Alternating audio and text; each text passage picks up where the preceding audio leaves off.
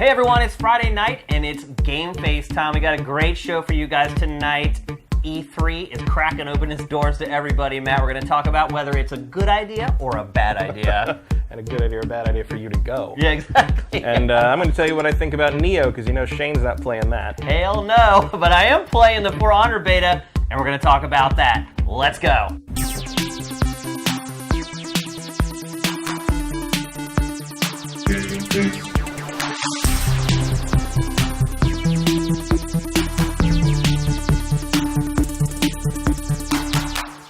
Greetings, everyone. Hope everyone's cracking a beer. It is Friday night all around the world. It is miserable weather here in LA. Has been for like 2 months now. Yeah, we need it. We actually got like a winter this year, which just means it's raining. Yeah, winter in LA is just rain, but it's nice to see it for the first time in like 10 years. Yeah, which also means that it takes a really long time to drive anywhere. Yeah. Because when it rains here, it's like when I lived on the East Coast and we would get like a foot of snow. That's how people drive. It's insane. There are people who stay home. Oh, yeah. From work when it rains here. That's A, how wussy we are, and B, how bad it is out there, because man, it's basically like you go out there on the freeway when it's raining, you're basically playing pinball with Priuses. Yeah, it's terrible. But what's not terrible is GameFace, and we got a great show for you guys tonight. We're going to start off with an update on Marcus. Hopefully you guys saw the messaging on the site and some of the stuff I posted on Twitter, but Marcus has had a miraculous recovery. And the EMTs are calling it a 1 in a million. It is insane. Marcus, it's almost like nothing ever happened. It's really incredible. I'm not a religious guy, but calling it anything else but a miracle is probably not the right verbiage to use. It is undoubtedly one of the most incredible medical things I've ever seen. Definitely the royal flush of heart attacks. Yeah. Recoveries. Yeah. And he's lost 15 pounds. Yeah, because he was living off of an IV. He had another, so he's going to write that diet book. Look for that, the New Hollywood Fad Coma Diet. Yeah. He was talking about that earlier today. Yeah, but I just want to say thank you guys. We put up a donation program for Marcus. The target was $20,000 because that was what they were going to have to pay out of pocket after their insurance, which is a whole other story. And it almost ended up hitting $40,000. So to each and every one of you who donated to the fund, thank you so much. Marcus, I don't know if you guys maybe have seen it on Twitter. He is very thankful for everything that everyone has done. He's laying a little bit low right now, understandably. I think he's still trying to get his bearings a little bit. Yeah, you don't come back. I mean, he was dead for like 10 minutes. Yeah. So you gotta work your way back up to fury again. Yeah. So, no, he's doing well. And, making regular posts on Facebook and Twitter, and he seems to be intact. Yeah, and I have been in contact with him personally, and he's very, very thankful for everything you guys did for him. His own words were it's something I will never, ever forget. So thanks to any of you guys, even if you didn't donate, even if you just sent positive vibes his direction, everything counts. Positive attitude makes a big difference. And I know his wife as well is very thankful for everyone's support. Both financially and emotionally. So awesome work, everybody. We show what the community can do when we all band together. Once again, I might add, you're just a group of awesome people. So thank you. Marcus thanks you. His wife thanks you. And I'm sure we'll be hearing that from him personally in the very near future. And Spike, his dog, thanks you. Oh, yeah. Well, he's the real hero. Spike. Spike saved his life. His dog Spike saved his life, without a doubt. Yep. It's really insane. So get a dog. Get a dog. I'm still not getting a dog, by the way. But anyway, let's get on with the show, the proper. First thing we're going to talk to you guys about tonight is a game that Matt has been playing, and I have not been playing. And had a little bit of a conversation about it before we kicked off the show. I'm starting to maybe lean a little bit towards giving it a try. Yeah, you are a Team Ninja fan from old. Yep, and I basically lived with those guys for 2 weeks at a certain point, doing a documentary with those guys. I know them all very well. Of course, that was it when Itagaki was with them, and he's long since departed. So I do have kind of a special affinity for them. Just they're great people, in all honesty. Their hospitality they showed me. And back with Ninja Gaiden 1 on the Xbox, there was sort of a flip situation where I didn't like it very much, and you loved it. And you were like, try it, keep trying it. And it took until I finished it, and I started a new playthrough, and going back through the early levels, now knowing what I learned playing through the whole game, all of a sudden I was like, oh, this is great. Yeah. Like it clicked, just like Dark Souls, it finally clicked. Well, see, that's something that is convincing me to give it a try. Is you were saying that it feels a bit like Ninja Gaiden's combat. Yeah, I mean, you can feel the pedigree in there. It's definitely a Dark Souls, outgrowth, but it's got enough Ninja Gaiden, Team Ninja kind of sensibility to it. It's much faster. I think you'll kind of identify with the controls a little better because it's not on the shoulder buttons, It's on the face buttons. It's a little more give and take in terms of defense and offense. There's a lot more, you have a guardian spirit that you can load up you fill up the meter, and then when the meter's full, you can activate a legendary weapon, which kind of makes your weapon all magic infused with your guardian spirit, and you have your life bar turns into the guardian spirit meter, and it runs out automatically slowly, and it runs out faster if you get hit, but you are invincible through that whole time and doing extra damage. So it's sort of like you get to a boss, you get to a tough part, you activate the legendary weapon mode, and you kind of have a little get out of jail free card that just doesn't really exist in Dark Souls or Bloodborne. Something we never really thought about was Ninja Gaiden like the first Dark Souls, really. I mean, there's parallels to be made there, I think. If you think back to it, those boss fights had these crazy long health bars that you had to chip away. There was no you could get killed by a random guy. Even that first level, one you got mistake. careless. Yeah. And the reason I like Ninja Gaiden is because I felt like the combat was just razor sharp, responsive, and immediate, and impactful. And what's kind of turned me off to the Souls games and Bloodborne is that everything's a little more deliberate and slow, and in my opinion, a little clumsy.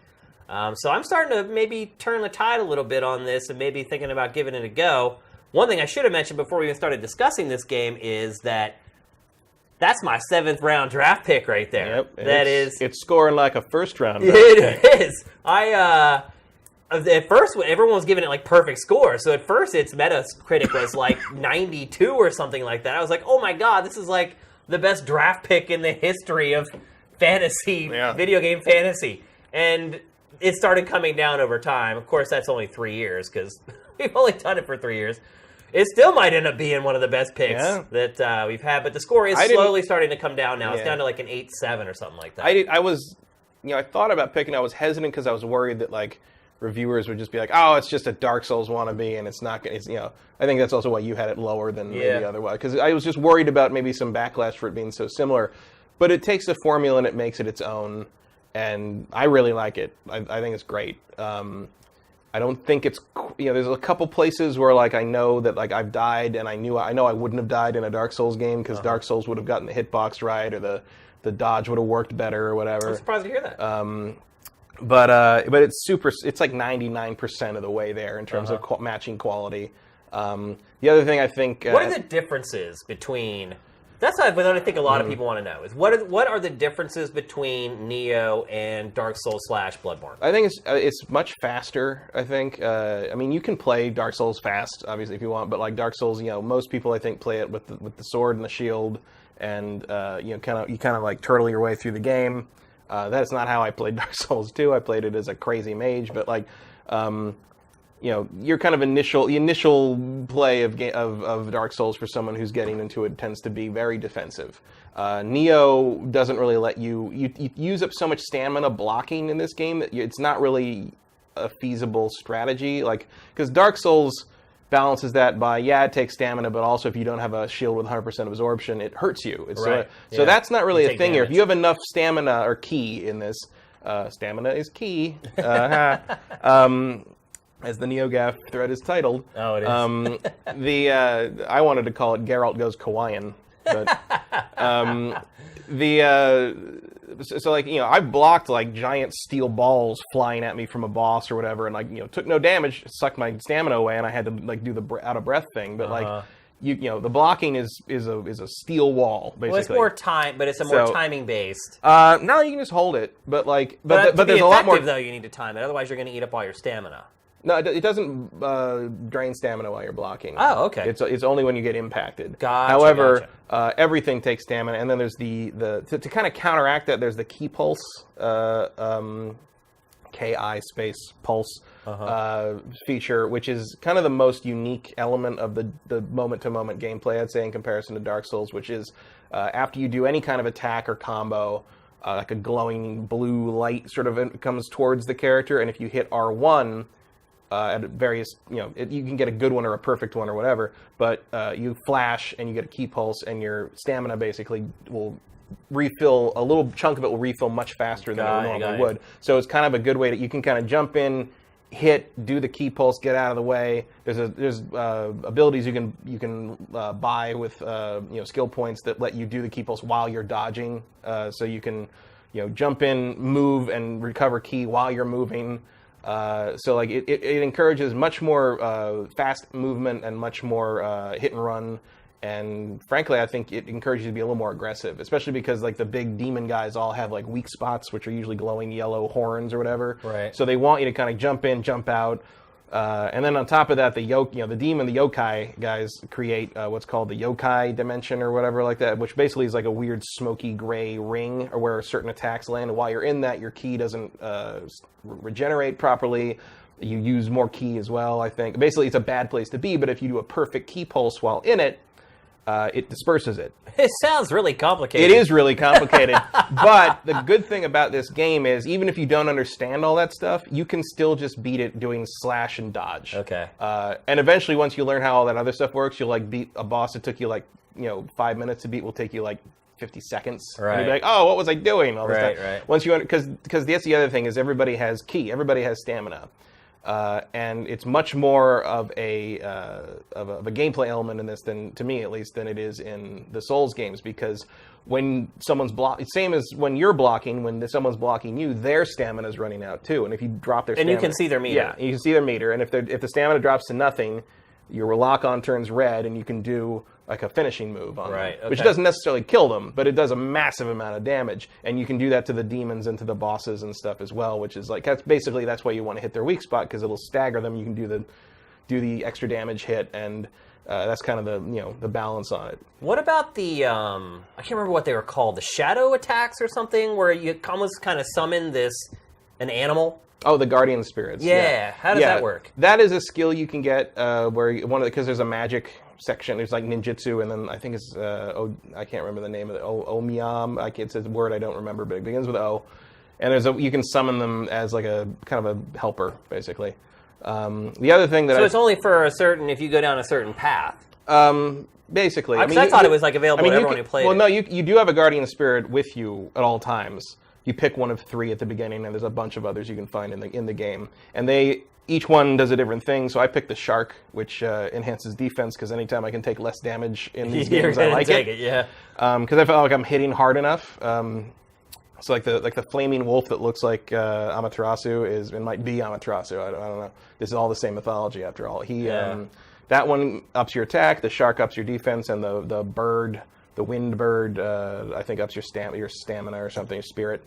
I picked the shark because how often you get to have a shark? So the shark basically it sits in the corner. When you activate your legendary weapon, the shark is what possesses your weapon, and like it turns it yellow or blue, and it's like like there's like a water trailing from it, and then you can do a move during that uses up the whole thing that like does it sends the shark out, and he swims around and hits people.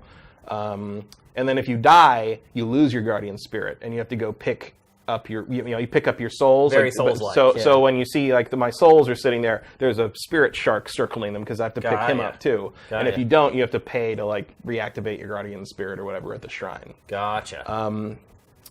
And of course it's really I haven't really delved too far into that yet. I've mostly been trying. I'm a very bread and butter player when it comes to like the hack and slash stuff. I try not to use my bombs. I try not to use my. Because I think you're going to need them for a boss, right? But it's like I'm the guy that like at the end of the game I saved all my stuff in case I need it later, and I didn't even use it on the final boss, and I've got 4,000 potions. I do that in every game too, man. So that's, although I will say in RE7 I did unload at the end of the game. Because we had just talked about how Resident Evil 4 about how I finished that game and never used all that stuff. And at the end of Resident Evil 7, I was like, I think this is the final boss.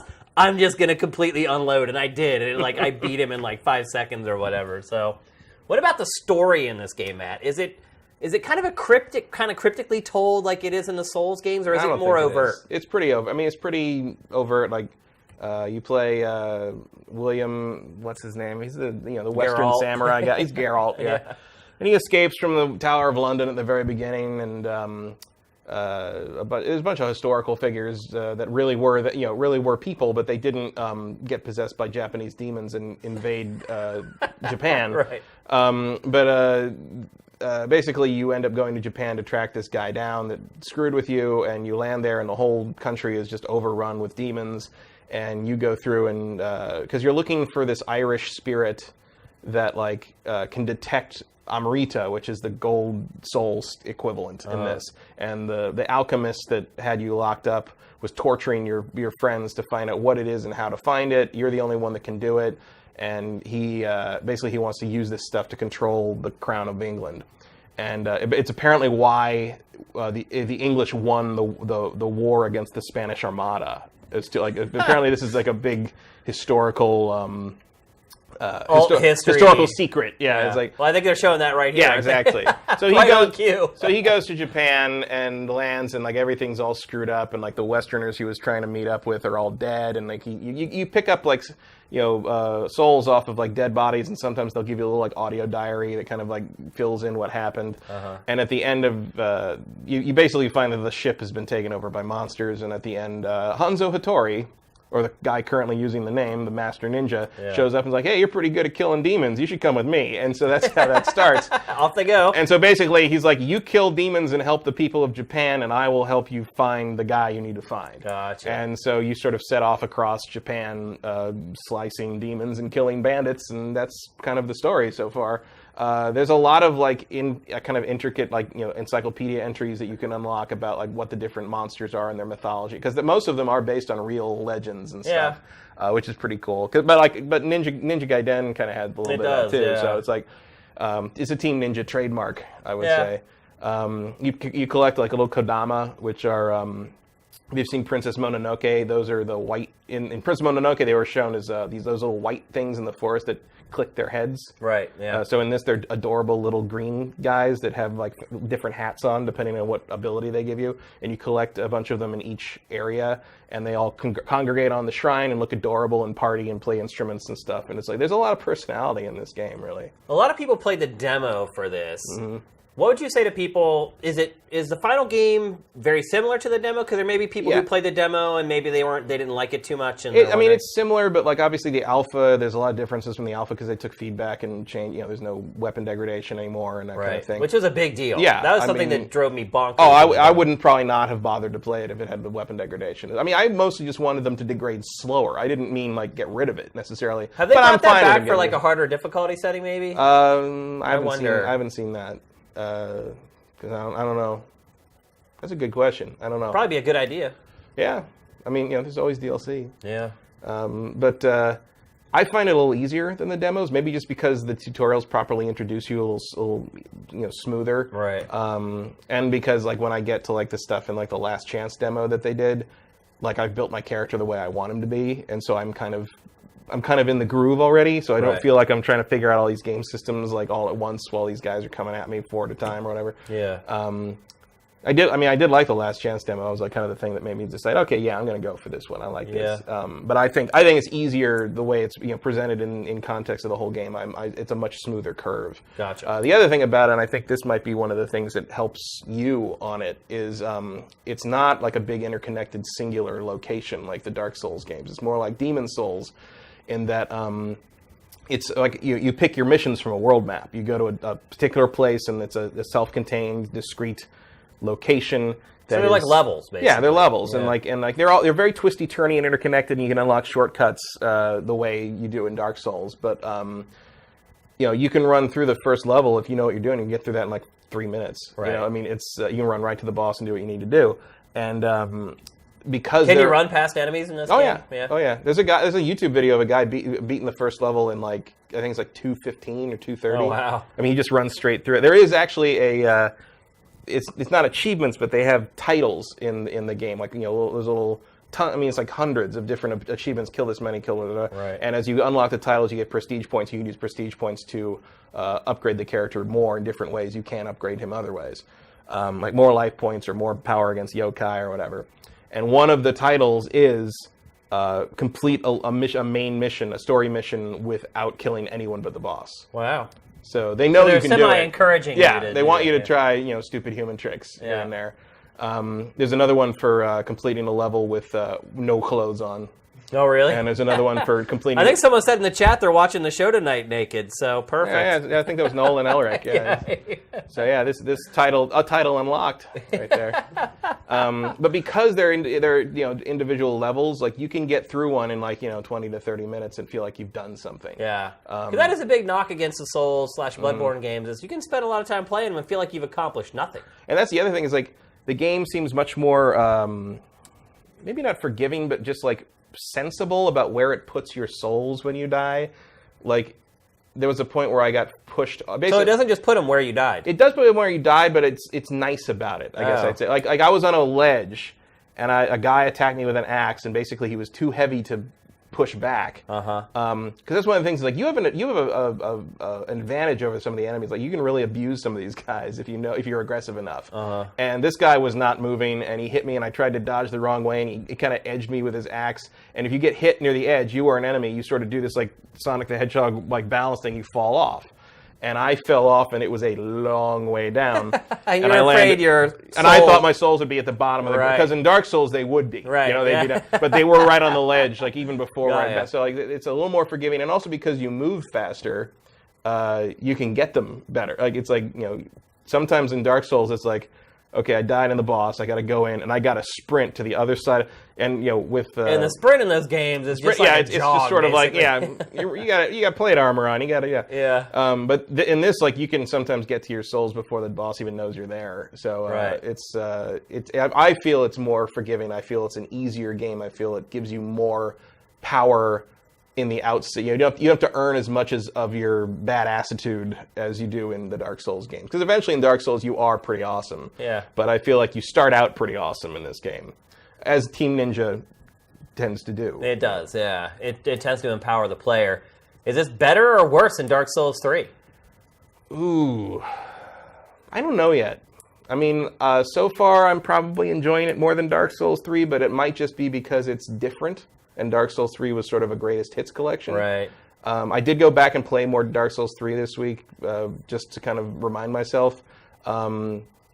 It's hard to go back to the slower sort of, partly because the controls are different buttons and I'm used to one.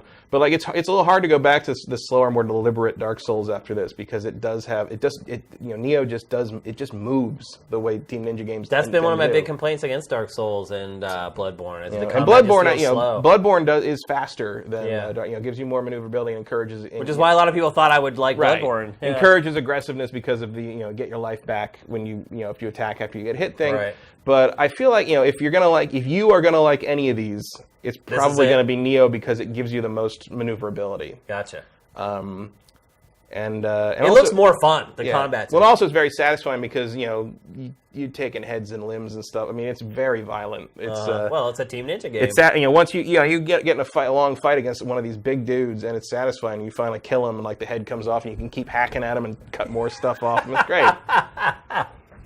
Only in video game land. Big shower of loot. It's good. So you think you could recommend this to someone who hasn't been a fan of these kind of games in the past? Is this? Yeah, I mean you already kind of said I might be. Yeah, I wouldn't say don't. I wouldn't say pay $60 right now if you hate Dark Souls. Right. But if it's one of those things where you just feel like those games haven't quite clicked with you, and it felt like playing underwater in Dark Souls, this game does not feel like that. But it still offers that kind of screw up and you're dead. You still got to pay attention. But if you know how Ninja Gaiden 1 worked in that sense, where it's you got to know what you're doing. You got to you can't abuse the swallow slice in this one, obviously. But it has that pedigree and it feels pretty good in that regard. So and also if you really get in trouble, you have that legendary weapon super to kind of get yourself out of things. And it feels, I haven't timed the frames on this or anything because I don't care. But it feels like you are able to pull your block up in the middle of a crisis better. Like if you're getting hit by something and you're like, oh, if you get blindsided by whatever, it will let you block. There's like a cancel. Kind of like, yeah. So that's like, another thing that drives me crazy about the Souls and Bloodborne games is that like once you're locked into an animation, you're just locked into it. Yeah, you're much less likely to get hit stunned into oblivion on this game. That sounds like there's a lot of changes that even with bat, like there's like caves in the second level where like bats come out and like the idea is the bats hit you like bullets. The bats hit you like, and if you don't block, you'll fall off the cliff. Like, basically. Okay, but like you can pull that block up whenever you need to. It's pretty outside of specific moves the various enemies can do. You usually, of course, you're using up stamina. Use up all your stamina. You're back in the out of breath thing, and they can just have their way with you. But it's like any of these games is a balance of what you need to do versus what you can do. What universe do you like better? And granted, I haven't played a ton of either the Souls games or this game, but the universe in the Souls game seems a little more compelling to me. No, I mean, I like the Bloodborne universe the best, just because like by the second half of that game, you're in Lovecraft territory. In like a way. The whole game is kind of that way. Yeah, but like it gets real. That way. Yeah, it's not. I don't want to get into it for people who haven't played it, but it's like, I mean, there's giant like cyclopean spiders like with just hanging off like skyscrapers and like basically like stuff's been going on that you weren't aware of for the first half of the game, and it's great. It's like some of it's like nothing I've ever seen in a game. And while I do enjoy the kind of the Japanese mythology thing, I feel like there's stuff, especially in like Dark Souls 1, the design of things were more surprising and more. Like the gaping dragon is one of the coolest enemies in any game. Yeah, I mean that's one thing I would say about Nioh is just I've played the demos and I've watched a ton of footage of the game, and that's the one thing I would say is that the universe just doesn't seem all that compelling to me. Like I've played tons of Japanese alt history games where that is kind of the setting, and so it's nothing really unique. And that's something that's driven me crazy about the Souls and Bloodborne is that the universe and the art I love. I've said it on the show before. I love it so much that it drives me crazy that I can't enjoy playing the games. And I don't get to experience like the stuff that you mentioned, like the later parts of Bloodborne. Sounds incredible. Wish I could experience it. Can't do it. So it's, I mean, it definitely gets weirder and weirder as you go on in Nioh, and like there's a couple bosses that are really cool. I mean, people hate the Umigami, which is basically it's like a giant whale made of goo, kind of that you fight at one point. That's sort of where you start running into like there's a lot of. It's like I say, like how Dark Souls is a little more technically sound. Like in that boss battle. You might fall through the ground and die a few times, like through no fault of your own. Oh, you mean it's like a bug? Yeah, like because you're on a raft that's sort of moving and it's popping up through things, and like you know how games are. Sometimes you're doing that and the character's feet miss the thing and you just fall through the world. So that's happened a couple of times. Also, because part of the challenge is meant to you're fighting this thing on the edge of this thing, and if you overreach, you fall in the water, and this dude does not like water apparently.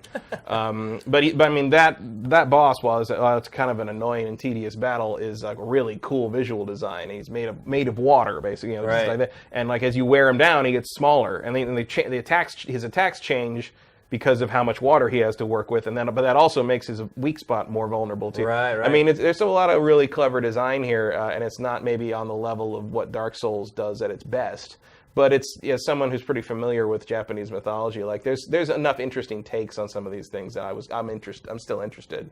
But I would definitely say like piecing together the mythology of the Dark Souls world and like sort of figuring out what it's about and who you are and why all these things are happening across those three games. Yeah, that's a lot more interesting than white guy comes to Japan and turns out to be awesome. It's like that's basically what the story is so far. So, do you think it earns the score it's getting?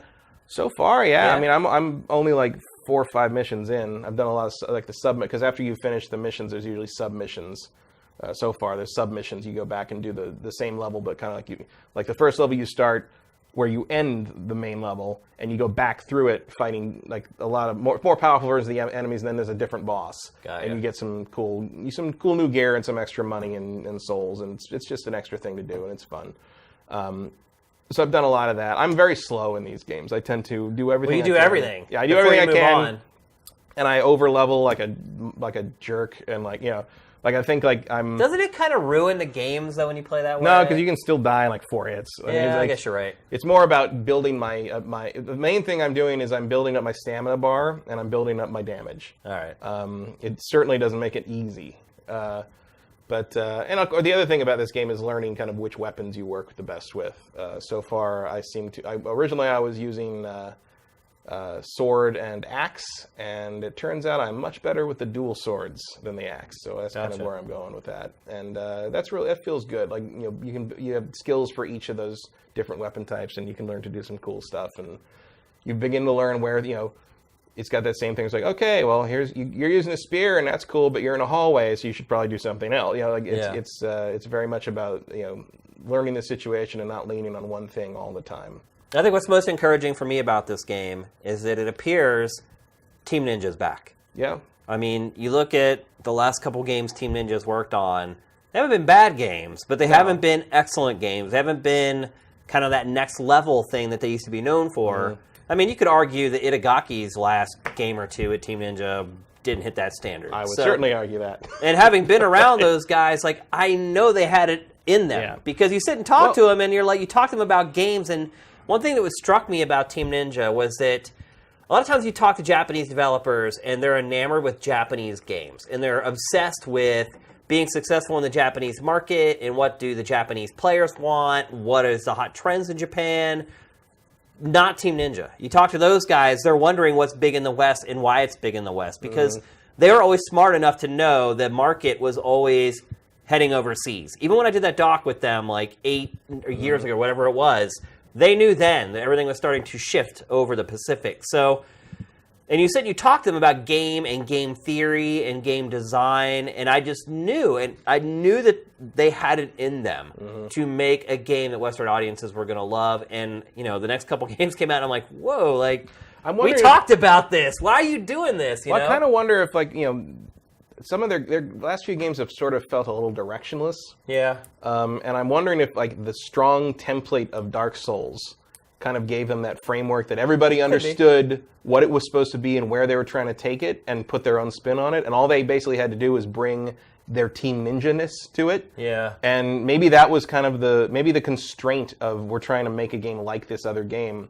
kind of gave them that verve back. I wonder, too, if they're... Very interested to see what they do next. Yeah. The next Ninja Gaiden. Yeah. What's it going to be? I'm surprised they didn't slap the Ninja Gaiden license on I this think game. They could have. I think they could have, and it would have worked. Oh, yeah. Nobody would have said anything about it. And I'm wondering, too, if the last couple games they put out were...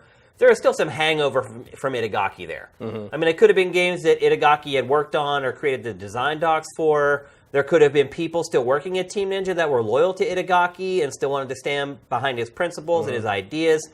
We'll probably never know. I also don't know, who's in charge, who's calling the shots, and presumably the guy. Oh, it's Hayasan for sure. Oh, well, whoever was Yosuke Hashi. Whoever was in charge of calling the shots for Ninja Gaiden 3 must have learned their lesson. Yeah.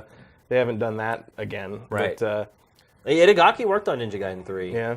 The initial designs for it and everything. Well, I mean, I don't know. Maybe Devil's Third kind of indicates that he took the problems with him. Well, it's funny because you look at Devil's Third and now you look at this game. Yeah. There you have it. I mean, this doesn't feel like an Itagaki game. It doesn't. But it doesn't sure look like good. it at all. Right. It's sure damn good. All right. Let's move on. I almost didn't want to talk about this because we didn't do a show. People would have complained. Yeah, I know. If you didn't talk about this. I know. But, we waited a little while to do another GameFace because we wanted to get back on the normal schedule. We're doing the show at the end of the week because I think it's really advantageous for us to do shows later in the week. It kind of bore itself out over the last 4 or 5 months in that we would do a show on a Thursday and we would talk about things on the Thursday that everybody else would talk about the next week. And I think that's a huge advantage that we have at this show doing it on Thursday. I don't know why other sites do their shows earlier in the week. I don't know. We did it for a while, but I think this is better doing it this way. But the downfall was that we had to wait a couple extra days to do a show, and so a lot of people have already talked about this topic. So I try to stay away from things everyone else has kind of talked about to death, but I think the story is kind of too big and too controversial to just blow off and not include in the show. So... set it all up. Basically, what's happened is GameStop. And Matt, have you ever worked at game retail? I ran a game store that was independently owned in 98, 99 up in the Bay Area. I've never worked for GameStop or Funko or any of the big But you've worked chains. in video games retail. But I've worked in video game retail. Yeah. I have not. And I worked in an arcade that was also a comic shop when I was in high school. Okay. I've not worked in games retail. When I was in high school, I worked at a record store at the mall. It's not that different. Right. That's what I was going to say. It's pretty much the same thing. You get these weird memos that are sent from corporate, and you're like, what is this? This makes no sense. But basically what's happening is something that we've known for a long time, is that GameStop wants you to buy everything used, because that's where GameStop makes all its money. It's pawn shop. It's a pawn shop. That's really what GameStop is. It doesn't want you to buy the stuff new, because the profit margin on something new is so minuscule. Profit margin on a used game, they pay you $20 for your used game. They sell it for like $5 less than new. They make $30 off of that game. You buy a brand new copy of a game, they make like $5. So we've known they want you to bring that brand new copy back so they can do the used. And what they called it was the circle of life. Right. It's so bad. You don't name stuff like that, by the way. You're just asking for it. No. And so what happened is some GameStop employees were getting these memos telling them that they should try to push used games. And a couple of them basically leaked it out to Kotaku, I think was the first publication to break the story. I think that's right, yeah. I think Jason Schreier, actually, who does great work, by the way. One of the better journalists in the industry right now. I don't know about his Zelda list. Yeah, it's a pretty high place for the Oracle games. Yeah, I'd agree with that one. A non-Nintendo developed Zelda game. Not that it. I like them. I like them, but they're. Wow. And not that I would automatically put them lower on the list just because they're made by Capcom, but the fact of the matter is they're good games, not amazing games. Right. But anyway, we digress. Tangent. Schreier. I love Schreier. I think he's good. He's one of the few legitimate reporters we have left in this industry. No, he does real work. Yeah, but he's like a real journalist. Yeah, and there aren't many of those. Oracle of Seasons, really? Yeah. But he basically broke the story. Someone reached out to them, and he followed up and investigated it. And I think initially maybe the report was a little harsh, because I think his initial report was that GameStop was mandating that these employees sell used stuff, and if they didn't, that they were put on a list of some type, and that they were up for termination. The original report came off as like, new draconian policy, like chains GameStop employees in dungeon or something. It was whereas like if you have any familiarity with game retail, this has been going on for 2 decades. And then ultimately, the GameStop put out. They didn't always call it that stupid name. Right. GameStop kind of put out a statement about it, and a lot of employees have come forward and said, hey, look, they're not saying they're going to fire us. It's just one of these things. They're just implying it. They're They're not saying they're going to fire us. I just feel like I might get fired if I don't do it. Is there any difference? Yeah, it's totally different. So that's just capitalism, right? I don't. So Matt, rule through terror. That's how corporations work. Yeah. So Matt, as it turns out, like no one's really going to get fired if they don't sell X number of used games. Oh, the manager of the store will probably be like, giving a stern wiggly finger when the district meetings come up. Or the next schedule comes out, and you notice you're only scheduled for 2 days out of the week when you used to be scheduled for 4 or 5. That's how they do it. That's how they get you and twist the knife a little bit. So, Matt, is this story being blown completely out of proportion? I mean, it seems like this is sort of a cycle that happens. Like every few years, we get angry about how GameStop works again. And there's nothing in the story that really surprised me or was different. Most retail things do that, especially if they have used product. Like that's where the money comes from, no matter what. Even like music stores. Not that we really have music stores anymore, and that's one of the reasons why. But like, yeah, it doesn't shock me. It's one of the reasons I never worked at GameStop or one of the corporate places, because I didn't want to do that, because I hate used games and I don't want to sell people them. Like I have never talked to anyone who worked in games retail that liked the job. I liked it. Did you? Well, because I get to call my own shop. It was basically you were running it. I was there were 3 of us. We were managing it. We were all friends. We worked for the guy who owned. It was attached to a music store. It was its own little cement bunker in the back of the parking lot, and he owned the big vinyl music store that next to it. And he would come back and check on us a couple times a day. We'd let his grandsons watch Dragon Ball Z in the store because he couldn't stand it. And It was a good time. You know, we had like Soul Calibur tournament. It was right around the time the Dreamcast came out. We would have Soul Calibur tournaments and like little things, and like, you know, we had all the regular customers. We had the regular shoplifters. It was, chasing kids down the street trying to run away with a copy of Link to the Past. 64. Like, oh no, I went back there a couple times ago when I. Oh, is it still open? Oh, it's still open. Wow. Yeah, and it's they still have those 4 copies of Madden 64 we can never get rid of. They're like for 25 cents, and no one will take them. I almost did it. I'm just like, just give them to me. Here's $1. I'll take all We of need them. new stuff for the shelf. We'll just put all the N64 games nobody could sell for 20 years. Yeah. But we had a really good time. Like, actually, a rainy day like today kind of reminds me of the days we'd just sort of set up camp in there, and we'd order pizza and we'd hang out, and I mean, it was very Kevin Smith. But like, people would come in, we'd have a little tournaments. I'm like, okay, who wants a piece of pizza? Well, people would want pizza, and we'd be like, all right, play each other in Soul Calibur. Whoever wins gets the pizza. Yeah. But see, that's awesome. But that's awesome. It was a great time. There are game stores like that that are awesome. Not many anymore, but they are. There used to be one on South Street in Philadelphia whenever I was going to school and running my very first gaming website, and it was like that. It was like a place to hang out. Mm-hmm. So I was really into DJing and buying records, and 611 Record Store, which is right here, which doesn't exist anymore. Well, that's the funny part is like the game store that I worked. It was called Planet Mix. And Planet Mix? Because it was a DJ store before it was a video game store. It was the annex of the record store where he started storing all the DJ stuff because it got so big in the late 90s, mid-90s, late 90s DJ scene, he couldn't store it all in the store, so he opened this back bunker where he stored it. And then that got so big, he got another store location down the street, and that was where the DJ stuff was, and then he turned the other one into the game store. But yeah, so I would go record shopping. Very closely connected communities. It is, oddly enough. And I would walk across South Street and up a block, stop and get a slice of pizza at Lorenzo's, which is legendary Philadelphia pizza, by the way. And then I would go up to this game store, and the game store was a hangout. Mm-hmm. In fact, that's where I got the name, like, Sifted Hangouts from, because it's one of those words that just has this, like, resonation with me over the years. And you would go in there, and it's like, new game came out that day for whatever platform. They had it there. Like, they just would open a copy, put it in the N64 or the PlayStation or the Dreamcast, and you could just come in and play it. And it was the best because you could figure out right away whether you wanted to buy something or not.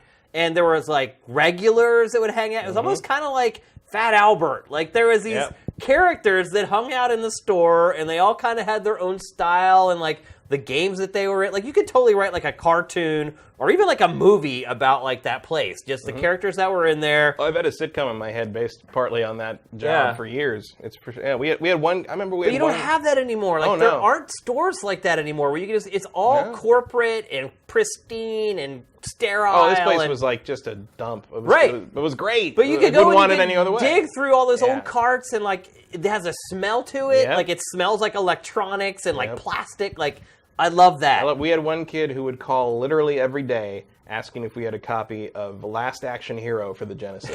And we never did. Like, we never saw that game ever.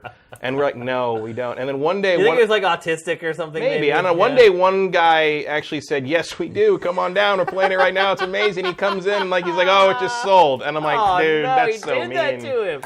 And then later, it was like his mom came in later and thanked us for being nice to him. And we're just like, man, I don't know what we're doing with this anymore. But like, we had all of those regulars that would come in and play. And also a lot of the people that used to hang out at arcades that I knew from back in the day. There after all the arcades closed and this store opened, like they'd come hang out there. So that was good too. GameStop is like the antithesis of this. Like it is the exact opposite. It's no one wants to spend more time in GameStop than necessary. No, it's like you don't want to be in there. And then when you get to the counter, like they try to get you to sign up for like 8,000 things. You're like, I just want to pay for the game and go. I don't want to be a part of any of your dumb clubs. And no, a gutted copy is not a new copy. Right. Yeah. You wouldn't give me new price for that. I'm not going to pay you new price for that. Right. I've had that argument with them for 25 years now. But I mean, going back to the topic, like to me, it just seems like this is getting all blown out of proportion because you look at the record stores. What record stores have actually survived all this time? One, Amoeba Records. And what can you do at Amoeba Records? Trade your stuff in. You can trade your stuff in. It's a pawn shop for music, just like GameStop is. And the reality is that probably a lot more businesses should start doing this if they want to survive as brick and mortar is totally squeezed out. Because that's what's going on. These stores are basically they're just a one-way street. Like clothing stores become a consignment shop where you let people come back. Say you're Calvin Klein or whatever. There's a lot of people who can't afford to buy Calvin Klein clothes brand new. So instead, they're going to go and buy it on eBay. What if you're Calvin Klein and you're letting people bring back their clothes after they're finished wearing them? Right. Well, that's like what It's kind of the future of retail, to be honest. Well, that's like what I was saying a few weeks ago. I was talking about like the kind of the second wave of people. After the generation's over, there's a whole like market of people who buy these things secondhand, and then because they couldn't afford it before. Right. I get that from working at that store because we're in a pretty low income area, and we would have a lot of low income families that would come in, and they so that was '99, so these families were starting to pick up the N64 and the PS1 at that point. And it was, and they didn't mind. They didn't care that they were, a generation behind. They were just like, they just wanted good advice and good games to play and for a decent price. Yeah. And so that was kind of the bread and butter of the store, was that market. Right. And one of the reasons we were good at it was because we'd already played everything. You knew and the games, we knew all the good stuff, and we'd try to make sure the kids got good games to play as and sometimes it didn't work. One of my favorite stories was, some kid decided to buy Glover for the N64, if you remember that game. Like an hour. Literally, a video game where the main character is a glove. Is a glove. How does that get through like the meetings and like how does that get greenlit? Man, about a third of the games back then you could ask that question. It's really insane. And they came back like a couple hours later and wanted to return the game because surprise. Because the mother didn't realize there was magic in the game. Oh, we don't like and he magic. was religious. It was a religious, and the kid is just crushed, devastated. And she's like, "Is there anything like it that we could get without magic in it?" And I'm like, and eventually I kind of dug a little bit because I want this kid to get a good game. I dug a little bit, and it turned out that what she didn't like was that the main character could use magic. You don't want the player to use magic. Magic in the game is fine, but as long casting as spells her son is isn't casting spells. Yeah. I'm like, what about like drinking potions or something? She's like, oh, that's okay. That's just like so a smoothie. crazy. And I'm like, and so I gave him. I said, why don't you try this? And I gave him Ocarina of Time because Link doesn't use magic. He just does he not? Not really. Like, I mean. Not in that game, really. He drinks the potions and he has like the items and stuff, but there's not, the magic is all done by the fairies and the goddamn owl. Yeah. And okay, and they went off with that and never came back. So I assume that was okay. So the kid traded Glover in for Ocarina of Time. Oh, there's a huge upgrade. I saved the day. I'm surprised he hasn't reached out to you in the last couple of years and been like, "Thank you, I remember that day." I'd remember that day. Yeah. But at the end of the day, this is really a non-story. Yeah, I mean, it's just how that works, I mean, I don't like it. It sucks. I would hate to have to be beholden to that policy as an employee, but that's just, I mean, I don't see any other way to run that business, you know what I mean? I mean, I wish they didn't badger me either. It would just go away. But it's like, but that's what you got to do. And I'm never going to sign up for your thing. I'm never going to buy your used game. I'm never going to do any of that. I'm probably never even going to bring in a game to trade in because if I want to get rid of a game, I'll probably just give it to somebody who wants it and I'll trade it in for 99 cents. Or I'm going to hold it until I'm like 65 and then just unload my whole collection right before I retire and make 5 times that amount off of this game and selling it to you. And it's just not worth it to me. And but I understand. I don't ever get mad at the employees for doing that. Really, just because they have to. You have to. You can't tell by looking at me that I'm not going to buy a used copy of a game. Right. Like you have to ask. For a lot of people, it's like you were just saying. Like a lot of people are fine buying a used copy. Yeah. In fact, they want to. Like that $5 or $6 they save is like lunch for Monday or whatever. Like I think a lot of times people have a hard time realizing that other people don't have the money that they have. Right. A lot of people don't realize there's a lot of people struggling everywhere, not just in America, but all around the world, like, that love games, and they're okay with buying something for $5 less. I just wish the used copies, the pricing kept up better with the dropping new copies. No, you're right. Like, often these days you can get a better price digitally or from Amazon or something of a new game than you can for the used copy. They don't. You're right. They have too much inventory to keep up with that. Do they price match?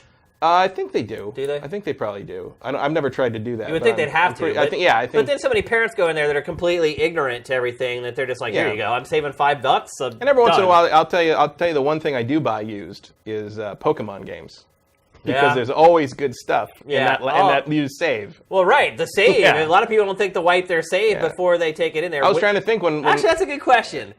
Yeah. Would you wipe your saves before you traded in a Pokemon game? Nah, that's the fun. Like, Really? I would leave a couple because that was one of the things. Chat. Do you guys wipe your saves before you trade in a cart? I wouldn't wipe. My I'm Pokemon curious save. to see. Because when I ran that store, because that was the heyday of Pokemon Blue and Blue and Green and Red and Yellow, and when people would trade them in, we would take the cartridges and look through the cartridges for our own games. They're saying in the chat that GameStop does not price match. Oh, okay, that's too bad. But we would clean it up. Surprise. I had a Pokemon Blue with so many Mews. I had a box in the PC that was just Mews, because we would clean out all the used copies that came in because we were jerks. But I was trying to think the last used game I bought was probably I think I bought a Pikmin 3 for cheap when I up in Nevada when I was at a wedding 2 years ago or something because it was out of print by that point. Right. But then I thought, no, I bought a copy of Alpha Sapphire last year, last fall, because I didn't have that one, and I was like, oh, I'm going to get a used copy because I'll get some free stuff, and it was full of legendaries, and it wasn't like they hadn't wiped it. No, clearly they had been to. The GameStop events and stuff where you could get stuff, and there was some stuff I didn't have. So there you go. I think I actually do wipe my stuff before I That's mean. sell it. I think normally I would, but not Pokemon. It wasn't the idea that I was trying to keep what I had earned away from people. It's that I just expect most people when they buy a game, they want it to be wiped, and so they can just start the game all on their own. But just in case someone wants it. Also, I love the idea that somewhere out there somebody just has Pokemon that I had that have my name on them, because the original trainer is marked on the Pokemon bio. Here's some comments. If my youth Pokemon game doesn't have save data on it, I'm disappointed. Yeah, exactly. Tell me to say Nevada again? Why do I say it? When did I say Nevada? Maybe you said Nevada? I don't know. I said Novato. Novato, yes, not not Nevada. Novato is a city in Novato. California. Yeah, it's up wine country area. It's Nevada. People who live in Nevada say Nevada. I don't know where Nevada comes. I know Nevada is how you pronounce it in the language, but people who live in Nevada say Nevada. Right, Nevada. So yeah, I think anytime I've sold back games, I have wiped the saves, not because I wanted to keep my game away from somebody, but because I thought that that's what I should do before I. I think I would do that a lot of games, just to, like you say, just to keep it pristine. As close to a new copy as it could be for whoever gets it next. For a Pokemon game, I totally leave some gifts behind. Yeah, those can be some big gifts, by the way. Oh yeah, big time, bigly. Huge Pokemon. All right, let's move on. We're going to talk about Activision put out its earnings report this week. By the way, the best earnings report Activision has ever issued. Right, and then proceeded to lay a bunch of people off. Then laid off 5% of its staff today because, Matt, the reason they did that is because all the money came from Blizzard. Pretty much all of it. All that Overwatch money, all that World of Warcraft money.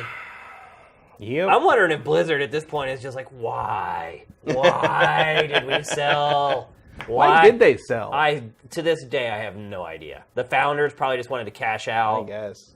Because, look, it's a risky business. Oh, yeah. You're 4 flops away from having half the money you would have had. So I'm guessing the founders were just like, man, you know what? I'll take $1 billion. Yeah, I think I'm okay with that. There's a big difference between $1 billion and 500 million, or I don't know. Is there? You can't spend that for the rest of your life anyway. It's impossible. But I'm guessing they're just like, hey, we're at a good place. Let's cash out or whatever. But that was dumb. Now, hindsight's always 20/20. But man, they could have made so much more money.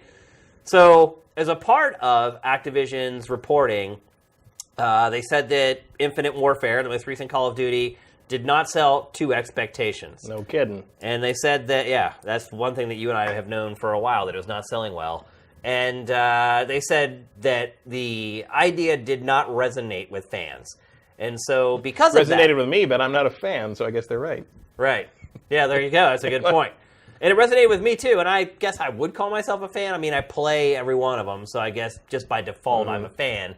But basically they said that, they think that it didn't sell as well because of its futuristic setting, which really doesn't make a lick of sense because if you go back to Sledgehammer's first game, Advanced Warfare, it sold amazing, Yeah. and it was the most advanced of any Call of Duty ever. I think it didn't sell because nothing sold very well. It wasn't just Call of Duty. Like, it was just a total bailout on the AAA market over the holidays, which I'm still struggling to really kind of understand.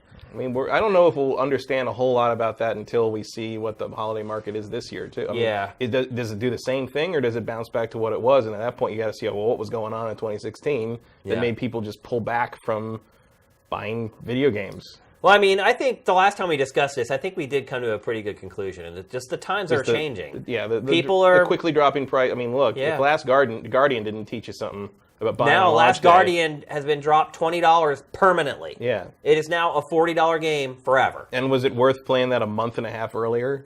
No, probably not. I mean, think about that game was in development for like 11 years, and all it took was a month and a half for its value to be cut by 30%. Yep. And even after all that marketing, billboards, TV commercials, the whole deal. That game appears to have tanked. Completely tanked, yeah. So basically what they're saying now is that, all right, well, people don't like this futuristic setting, which I do not agree with. I do not think that's why the game didn't sell very well.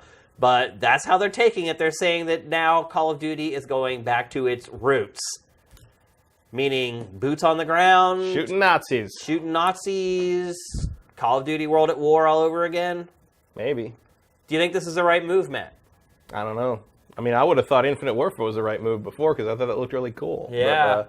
And I enjoyed it. So maybe the lesson is don't listen to me. Other than the multiplayer. Yeah, but like, you know, I kind of wouldn't mind going back to World War II after all these years and seeing what they can do with it now. You know, it's been a long time. I feel like, I don't know if you remember, Matt, but it used to be a running joke in the industry about World War II shooters and World War I shooters and Vietnam shooters, that it had just been milked for all it was worth, and there was no new ideas that people were going to bring to it, and we begged and pleaded for them to stop. Yep. Like, when we were working on X-Play, that was like a running joke around the office. Oh, another World War II shooter. Oop, another World War I shooter. I mean, I think I've told this story about going to Infinity Ward to review Call of Duty 2 during the 360 launch, and just being, I remember driving over there and being like, oh my God, I can't believe I have to play it. You know, because it's like dabbling in a World War II shooter, you know, number 433, and just playing like 2 levels and coming back to work and being like, yeah, it was just another one.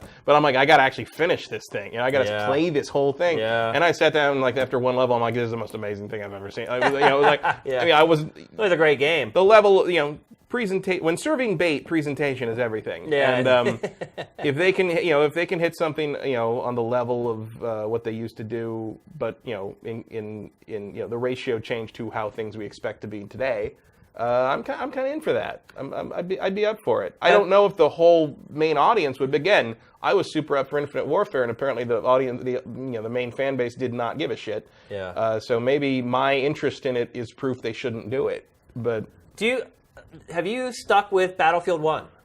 Not really. Me either. Now, part of that is because they keep between the updates to the game and the updates to the NVIDIA drivers, they keep breaking things. Yeah. And I don't have that problem. I play it on console, but I do not play it anymore. I mean, I liked it. I did too. I just wish they did single player expansions. I want more of the story. I don't care about the multiplayer so much. Like, it's just, you know, it can only go so far with that before you either change it to the point that it's no longer the game I recognize, or you keep it the same so long no one cares, which I think is probably what happened. Did you enjoy the campaign in Battlefield 1? Yeah, I did. I mean, I would have liked more. I think it's the weakest of the 3 major shooters that came out in those 3 weeks. Yeah. By far, because it's like a really good by the numbers campaign, whereas Titanfall 2 and Infinite Warfare had a lot of new ideas, right? At least for their series. Yeah, for sure. Whereas Battlefield 1 just did what shooters do really well, whereas the other 2 surprised me. So it would be the least of the 3 to me, but I still liked it, and part of that might just be because it looks so damn good. I mean, what I was about to say was every time I would start getting tired of the scenario or the combat, the visuals would happen. Right. And I'd have that moment where I'm like, damn. And it was, it was like, oh, I'm tired of sneaking around like with this tank in the forest. Early on, I was just like, oh, and there would just be moments where I was like, look at the fucking mud. Like, it's just like, I'm literally. And that sustained you for a while. Yeah, I mean, there's only so long you can be amazed by dirt. Right. Like, I'm like, oh, I guess I'll go shoot a guy now. You know, I'll be back. I'll be back, Mud. I'll be back to look at you after the tank runs through you. That's great. But yeah, so yeah, there's a lot of eye candy involved in Battlefield 1 pushing me through. And look, I'm sure the next Call of Duty will have that as well. I'm sure it'll be a great looking game. Infinite Warfare looked great too, but Infinite Warfare's world like very directly interested me in a way that Battlefield's did, in part because sometimes like the Battlefield 1 seemed to have like this sort of like at the beginning of the tank thing, there's some like narrator with like a southern accent going like, it's like, yeah, we had tanks. Sometimes we even had enough tanks. And then it cuts to like you're a British soldier recruit in a British tank with Scottish guy. I'm like, wait, well, who was the guy talking at the beginning? It's just, I don't know if DICE quite have the full grasp of how to make a campaign, but I think Battlefield 1 was a step in the right direction. I would hate to see them step away from it. I guess we'll see what Battlefront looks like this year. Yeah, I mean, do you think that because everybody has bought Battlefield 1 sold over 12 million copies, I think, already? Everyone's already played Battlefield 1. They've already kind of had that little nostalgia trip. Do you think in 8 or 9 months from now that people are going to be ready to do that in Call of Duty? Maybe. I feel like people are asking for something that they don't really want. Maybe. Like, everyone's like, oh, I'm tired of being able to slide or... I don't know, though. It could be genius. If it's this year's Call of Duty, it could be... Which also kind of implies they've had this in the works for longer than... Yeah, because I don't know if you watched Geif that I put out this week, but I was talking about how the 3-year development cycle for Call of Duty has kind of hindered its ability to be nimble. So... I was kind of surprised to hear the Sledgehammer, which is their game coming up this year, and also I feel like the last really great Call of Duty they made was Advanced Warfare. They're the ones who are going back in time now for the game this year. They never got to make one. Right. That's also the thing is like if it's Sledgehammer, kind of just see what their take on it is because they've never done one.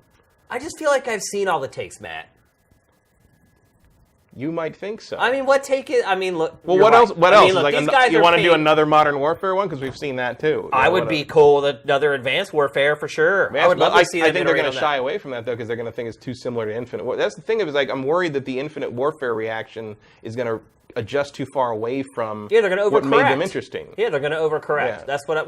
I would argue that the reason the sales have gone down after Advanced Warfare is because the next 2 games weren't as good as Advanced Warfare. They actually multiplayer-wise, sure. Right? They dialed it back and like took things away from you that most players loved, and it got used to having. And now all of a sudden, it's gone. Like it regressed, in my opinion. And so it's no crap. Like it didn't sell as well. The games aren't as good. So I don't know. I think this is a mistake. I enjoyed Battlefield 1 as well. I didn't love the campaign though. Like I had fun with it. And, but like I didn't replay any of the stages and like the multiplayer. I replayed some of the biplane stuff. I liked it. I like plane stuff. It wasn't about Battlefield 1 so much as like, oh, cool biplanes. Like it wasn't a testament to the game so much as just the subject matter. Right. It'll be interesting to see. It'll be interesting to see the response as well. Like I honestly would not be shocked if here you sit this time next year and they're like. Maybe the franchise is dying now. Yeah, but here's something I will throw out as a possibility that this year is going to be weird. Why? Just because of the political realities of what we're dealing with globally at this point.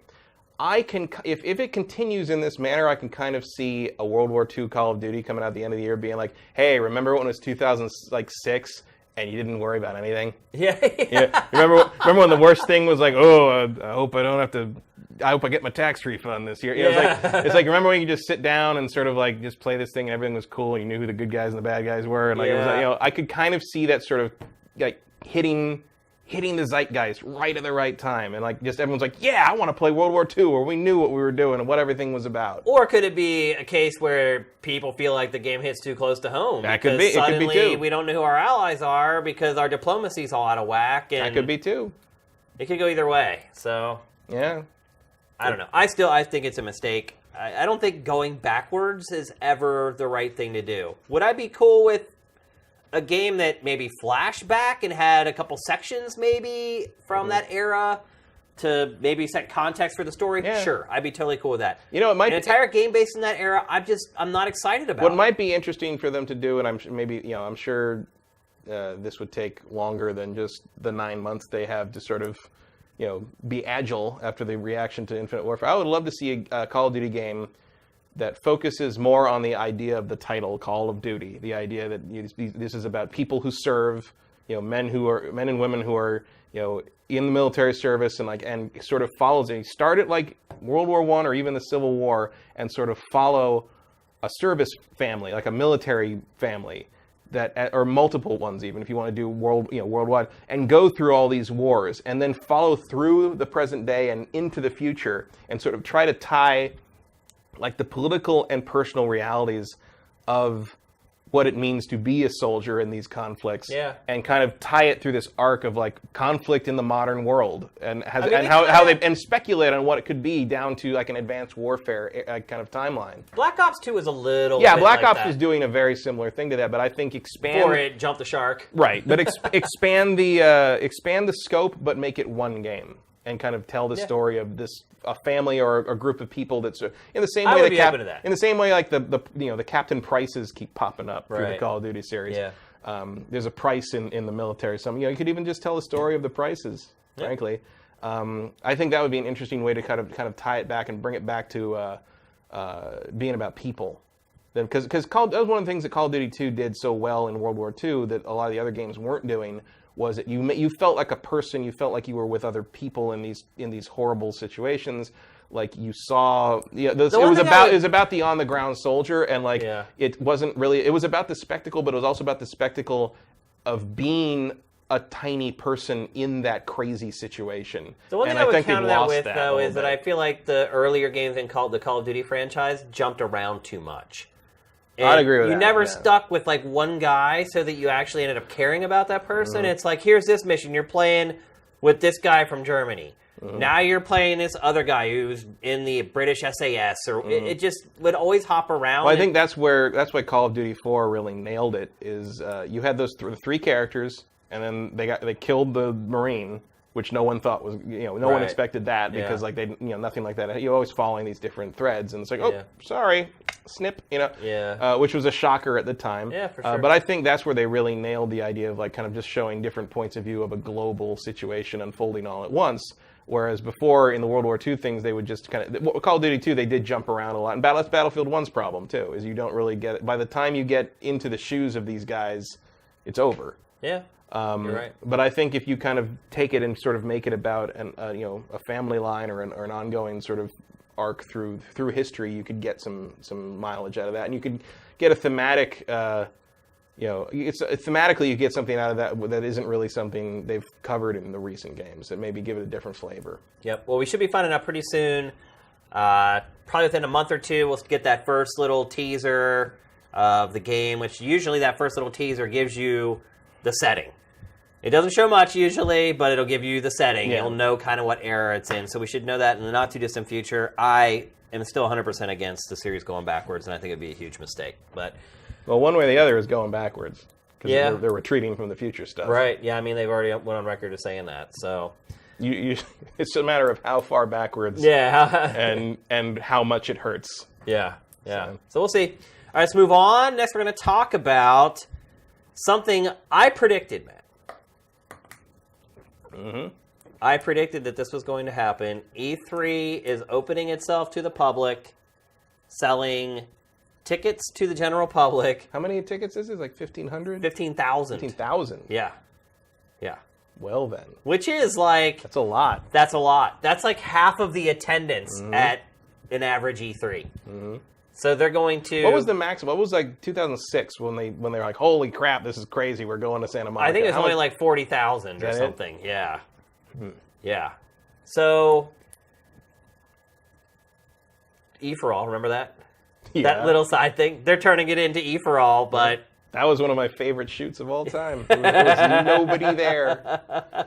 Blair Herter and I went to shoot. We were supposed to shoot that vest that like kicked you in the chest when you got shot. Yeah. That's what I wanted. I have one of those actually in my closet at home. And it was just like this weird, like no one was there. And I remember at one point, like we decided, like I have an idea. We just stand with a camera crew in the middle of the floor, and slowly you saw the PR people emerge and like come over and ask if we wanted to see their thing. We're like, yes, we would. And that's how we decided what to shoot, was whoever came over and pulled us to their booth. It was we were just hung because the center of it was just like, it's the same hall as E3, but the center was just nothing, and a trash can. It was just the center of the floor area was a trash can. Yeah. So we just sat there, put our drinks in the trash can, and like waited. It was the weirdest thing I've ever. It's like you're shot. a prostitute waiting for Kind a of, yeah. We were like, we're like just you're walking the strip, just doing your strut. Just stick your microphone out, and they'll see that we're media. Just do it. It's like it's the equivalent of like wearing a short skirt. Yep. We got so many Entropia demo discs. It was amazing. So basically, they're gonna like add 50% more people to E3. And again, I did predict this. I knew they were going to start. I figured they had to start letting people into this. Otherwise, it was going to become irrelevant. And that's pretty much exactly what E3 said when they announced this. And do you think this is also like a move to try to keep people from pulling an EA? Maybe. Like, look, we're letting the real people in. Like, don't leave. Well, I think I also predicted that more companies were going to do what EA did. And we're going to see more of them start to leave and do their own thing. Waiting on you, Activision. And this may be exactly what that is them like saying, okay, we need to meet in the middle here somewhere. Otherwise, E3 is just going to go away again. Matt, how do you feel about this?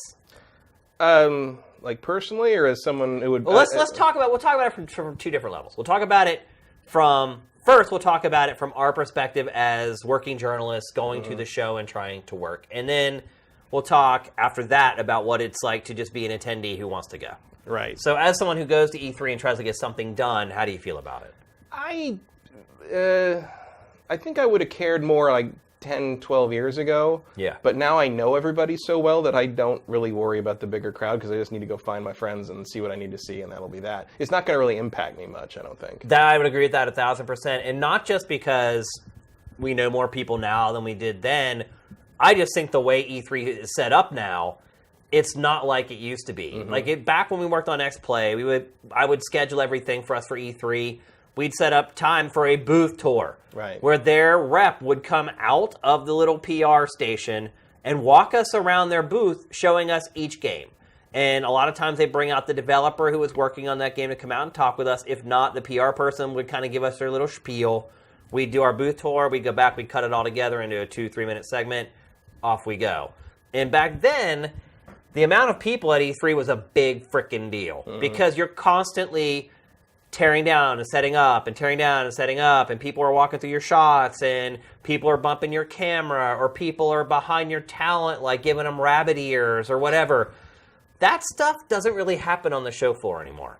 Every publisher in their booth now has a private area where you go to conduct interviews, and a lot of times it's great because they'll have like a spot on top of their booth that's overlooking the whole show, and you have that great shot behind the people that you're shooting. It used to be back in the day that wasn't the case. We shot everything on the floor with all the other attendees, and it was a nightmare. Yep. You still deal with this at Comic-Con. Yes, that's true. And in Comic-Con, it's even worse because the press has no priority there. They're just like, you're here because we're letting you be here, not because we need you here. E3, they need the press to be there because these publishers are investing all this money to get coverage. So the times have changed at E3. Like, you see all these people, this footage right now, the B-roll that we've shot, you see lots of people waiting in line to play the games, but we don't have to, as journalists, we don't have to fight for that anymore. We don't have to fight with those people for space. Not too many people in line there. No, well, that's the WB booth. That's the Lego Dimensions. That's what happens booth. when you're No one showing cares. all Lego games. Yeah. But it's changed now. It's not like it used to be. So I'm right there with you. Like, I honestly have no problem with all these people coming into the show. In fact, I think it's good because, again, you can look at this B-roll. You can see lots of empty space on the show floor. And this isn't even Thursday. Right. Which is like, because once they start, because now they check photo ID. So whenever you go in with your badge, you have to show a photo ID and show that your name on the photo ID matches the name on the badge. And of course, what used to happen is like all the executives and people would leave Wednesday and hand their badge off to their employees or whoever wanted to go the next day. And now you can't do that. So instead, you go on Thursday and it is a ghost town. Right. And because it used to be people who weren't supposed to be there were in there on Thursday using someone else's pass. Exactly. And so I remember a couple years ago, like it was like we were standing, a bunch of it, like Sessler and a bunch of us were just standing around in an intersection in the main hall, just 5 or 6 of us in a group in the middle of an intersection. There was no one walking past us, and we're looking around and we're like, you want to go to the bar? And we're like, yeah, let's go. It's like E3 was over. Like it was just over, and everybody else, the people working booths were just trapped there. Yeah. So at least if you're letting the public in, there'll be someone there to see stuff. Right. You won't be wasting your money being there an extra day that the bigwigs don't want to be there for because their business is done. So I mean, it's gonna make it harder to walk through the floor, but it's like that's a small price to pay for, making the publishers feel like it's worth coming to this still. I mean, they had to do this, right? Yeah. I mean, they have to try it. Maybe it won't make a difference, but I feel like it will at least make it look more crowded. And of course, everybody has, a social media presence of some form now, so it's still coverage. It is, yeah. Technically, it's still buzz. It's still uploading photos to Twitter or Facebook from their personal account. Other people will see it. I mean, does it really matter where it's coming from? Right. And of course, as long as it makes it in everyone's feed. And I mean, have you read some of the coverage that E3 gets from official outlets? Is it all that different from Johnny Whoever it's really uploading not. a photo from Actually, the floor? Johnny Whoever is probably way more informed than Yahoo or USA Today or whatever. Yeah. So I have no problem with this at all. Let's talk about it from the perspective of our viewers, our sifted subscribers who are trying to figure out whether they should go or not. So, have you seen the ticket prices for this, Matt? It was like 150 to 250. It's like 150 early bird and then 250 like per day. Mm-hmm. Let me just tell you, if you're thinking about doing this, don't do that. Don't do it. Don't pay $250 to wait in line to see a trailer you can see on YouTube. It's not, but they're not going to see a trailer. The reason people would go is to get free swag. Which doesn't really happen anymore. Number one, probably, I would say, most people want to go to get free swag because they've seen us in the past and other journalists come back from E3 with like gobs of awesome stuff. And it used to be back in the day. Maybe like 2006 or so, yeah. You did come back with awesome stuff. I came back with a Wavebird once. Yeah, I mean, one of the first E3s I ever went to, I got like, it was when the Pokemon trading card game first launched, and I got like this crazy rare E3 Pikachu card that I cannot find. I have somehow lost it. But that card now is worth like $1,000. It has like this very specific like stamp on it, and like there's $1,000 in my stuff somewhere, and I have no idea where it is. Back in the day, I would totally get that, but you don't get squat from E3 now. Not anymore. Like you'll get these chintzy like burlap bags that they give you just so you can hold the other crap you're not gonna get. Basically, that's what it's come down to. Or like lanyards. They love to get lanyards. Who cares about a lanyard? Posters, I've seen them giving away posters because they're dirt cheap and don't cost. Yeah. The only other way you get stuff at E3 anymore is if you wait in line to play the games. And what I was getting towards is that's the other reason people would go, is to be able to play a Zelda game a year before it comes out, or whatever franchise that they're into. Well, this year I imagine most people would be going to play Mario Odyssey. Right. Or whatever the big game ends up being for this year. Mario Odyssey. I mean, that's the other thing is like, a lot of these big games, not playable by anybody on the floor unless you're doing the demo for them. And I'm wondering if the publishers are going to change. That's and a good if question. they're going to be like, hey, the Will public's they have coming more in stuff here to give now. out because of the, maybe... I mean, literally, you're talking about lanyards. That's exactly what a lot of these booths were giving away. Yeah. Like, I did play some games in the booth this year. Like, I played Forza Horizon 3 in the booth. And, like, you have to wait in line. And we didn't have to, but I watched what everyone else was doing. You have to wait in the line. Then you cycle in, you get to play, and then as you walk out, they literally handed you a lanyard. Like, if you want to play Zelda, if you wanted to play Zelda at last year's E3, we have footage of the line. It was all day to play one game. And that was if you got in when they opened the door. Right. And so you're talking about a minimum $150 to play that one game. Because the biggest game, it's always going to be that way. And if you played Zelda, you got a little coin. Right. Which you could probably sell on eBay now for about what you paid for a ticket. Right. So maybe it's not such a bad idea. You're still standing in line all day waiting to play one game. I mean, I used to, when I used to go before I worked in, because let's face it, the public's always been going to E3 to some degree or another. But you'd sit in line for whatever, but you'd always get something interesting at the end of it, and it's just not how it works anymore. Yeah, I mean, if you're maybe you're saying, okay, I want the double whammy. I want to play that one game per day that I really want to play, and I want the swag. Factor the swag part completely out of it. That is not... I would say the most valuable, if you're thinking about, if you want to go and meet people in the industry, if you want to go and network and kind of, experience the social aspect of or if you're an artist and you want to pass somebody your reel or something like that. GDC is better for that. It is, really. yeah. But E3 is about the spectacle more. But that's a valid thing. I mean, being in the heart of it is cool if you've never done it. I mean, that's the thing, is like being in the middle of this crazy thing. So that is probably, if you've never done. I mean, I've done 18 of these things, so like I don't, I'm just a jaded dickhead. Right. So like, if you've never done it, if you can get the $150 early bird to see it for one day, I'd do that. But I think also too, if you're someone who, say you're working in a field like I was, like journalism or programming or anything like that, where a field where you're trying to figure out which industry you want to go into, and you're trying to figure out if games is where you want to go, E3 is a great way to figure that out, so you don't end up wasting the rest of your life working in an industry that you don't want to work in. Because look, everyone will say, I'd love to work in games, but it's not as glamorous as you think it is. Ultimately, it's a lot of work, and there are jerk bosses in gaming just like there are everywhere else. We've seen the stories everywhere. Not everyone who works in gaming is cool. So this is a good litmus test for you. If you want to come and rub elbows with the people in the industry, you want to figure out if the people that are in it are people that you can relate to, it's worth the $150 investment to just come and absorb yourself in the whole scene for a few days and figure out if it's really something that you want to be a part of or not. Those are big decisions for people who are in college and about to graduate. I mean, I did the same thing. I was working on my little fan site while I was going to school at Temple, and I was like, should I be a sports writer? Should I try to work in games? And so I just saved up a bunch of money and went to E3. And for me, within 2 days, I was like, oh, this is it. Like, why would I don't see any journalists here, one. I'm like, there's hardly any competition.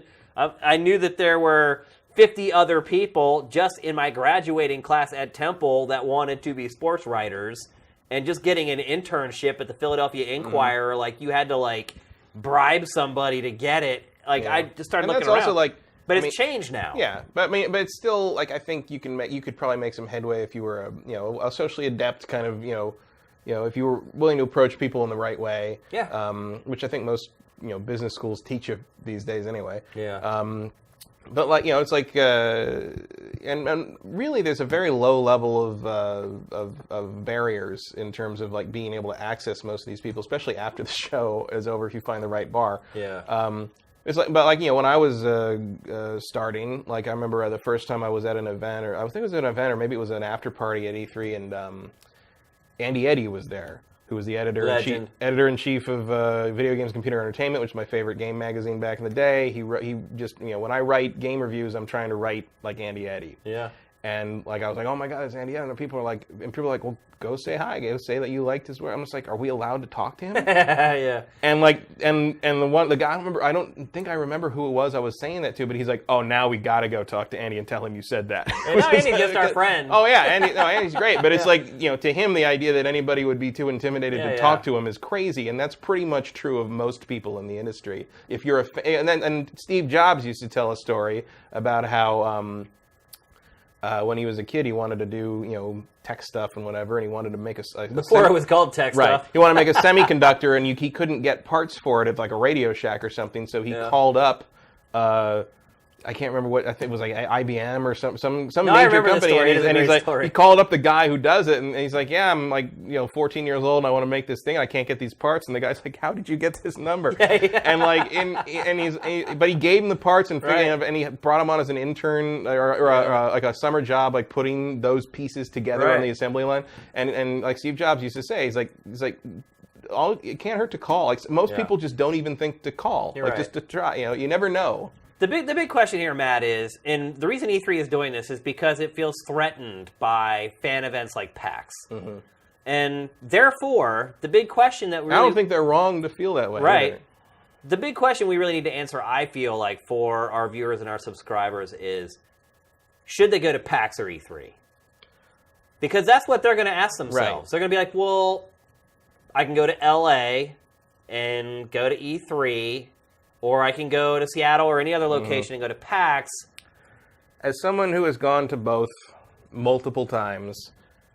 And what, in terms of like value for the money, if I was not a journalist or not anybody paying your own way, I would go to PAX. Would you? Yeah, because PAX is a much more vibrant and interesting community in terms of you're meeting peers that are simply there for the love of the game. It's not as corporate. It's not as loud and oppressive. It's there to make sure you as an attendee have a good time, as opposed to trying to sell it's more incidental at E3. And I know the spectacle of E3 is very hard to resist, but in terms of just like if I was only allowed to go to one show again forever, I would probably, on my own dime, I would probably pick PAX. I think it's tough. Because it is a tough call, but I think PAX is a more I think it depends positive on your environment. I agree. 1,000%. Culture-wise, PAX, no question. If you want to go meet other gamers who you'll probably end up becoming friends with on Facebook and probably go out to a bar a night or two and have some beers with them, PAX, hands down. If you want to go and play the best games and get your hands on the biggest and the best way before they come out, it's E3 without a doubt. Most of the games at PAX, like you'll get the token games from each publisher, but most of the games at PAX are indie games. Right. And I think my problem with that angle on it is that, like, back in the day when I used to go as a civilian... And you'll get that, too, at E3, by the way. Yeah, but back in the day when I used to go as a civilian, it was possible over the course of the 2 or 3 days to basically play and see everything I was interested in, and that is simply not true anymore. No, you're right. Like, you are not going to be able to see or do everything you want to do, because all the big stuff you want to see and do is going to take you 4 hours to wait in line for. Yeah. And if you're going there for Nintendo, you can do 3 things at E3, 1 per day. Right. Well, it was simpler last year because there was only one thing to do at Nintendo. But right. If you want to play Nintendo's big game, that's a day. If you want to touch, that's a day. But honestly, you can play pretty much everything else that's playable in another day. Yeah. Like most lines you'll wait 40 minutes before you get to play. And you figure the show's open for 8 hours, like you want to play the 8 biggest games at E3, you can do that in a day. And the other part of it that I would contend... Bring a battery pack for the Switch. Yeah. And the other part that adds a little more credence to E3 as well is going to Los Angeles, which is an amazing city. And I would hope if somebody came here for E3, they would take some time and go down to Santa Monica and Venice Beach and go to Hollywood. And that's more feasible now that you can take the train out to the beach. Uber makes everything possible now. I suppose. I mean, I go to Hollywood on Friday and Saturday nights to go out. I spend $8 getting home from Hollywood. Just be aware that Los Angeles is bigger than you think it is. It's huge. Like sometimes I love it when we're doing E3 stuff and people are like, "Oh, we'll just have them pop up from E3 to do an interview over there." I'm like, you understand it takes 40 minutes to get from downtown to Hollywood, right? Yeah. It's like, but it's like it's a LA. day. Look, Seattle's a great city, and no disrespect to anyone that lives there. I have a lot of friends who live there and love it, but LA's a world-class city. Like, it is incredible. Especially, it's so funny. Like, I'm so jaded about it now, but, like, I was watching some show last night where somebody who lives in Brooklyn was flying into LA for the first time, and they're on the plane, and they're looking down at LA, and their face, they're just like, Oh, it's huge. Like, it's the closest thing you can get to Tokyo. Right. And so there's added value there of being able to come to LA. And I'm assuming most people aren't just going to fly in, go to E3, and fly out. Like, they'll spend a couple days here. That's added value as well for me for E3. Yeah, that's the main thing, is like if you're going to see anything else in LA, those are separate days from the rest of E3. Yeah, because E3 is downtown. And downtown is not a part of LA that you come to as a tourist. Although it is becoming more better because like there's a lot of when I first moved here, I wanted to go down there. Oh, it's like yeah, you go to the convention center and then you take a taxi wherever else you need to go because you don't walk after dark in downtown. But now downtown is like super hopping and happening and gentrified, and there's art walks and amazing food everywhere. And so I just think it depends on your goals, because if you're trying to get into the industry, you want to meet people in the industry, you want to play the best games, you want to have the best time possible outside of the show, to me it's E3.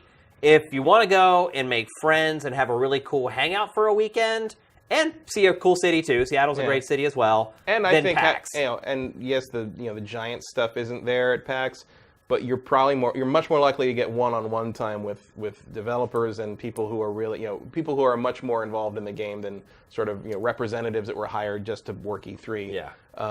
There's a more personal touch to that. For sure.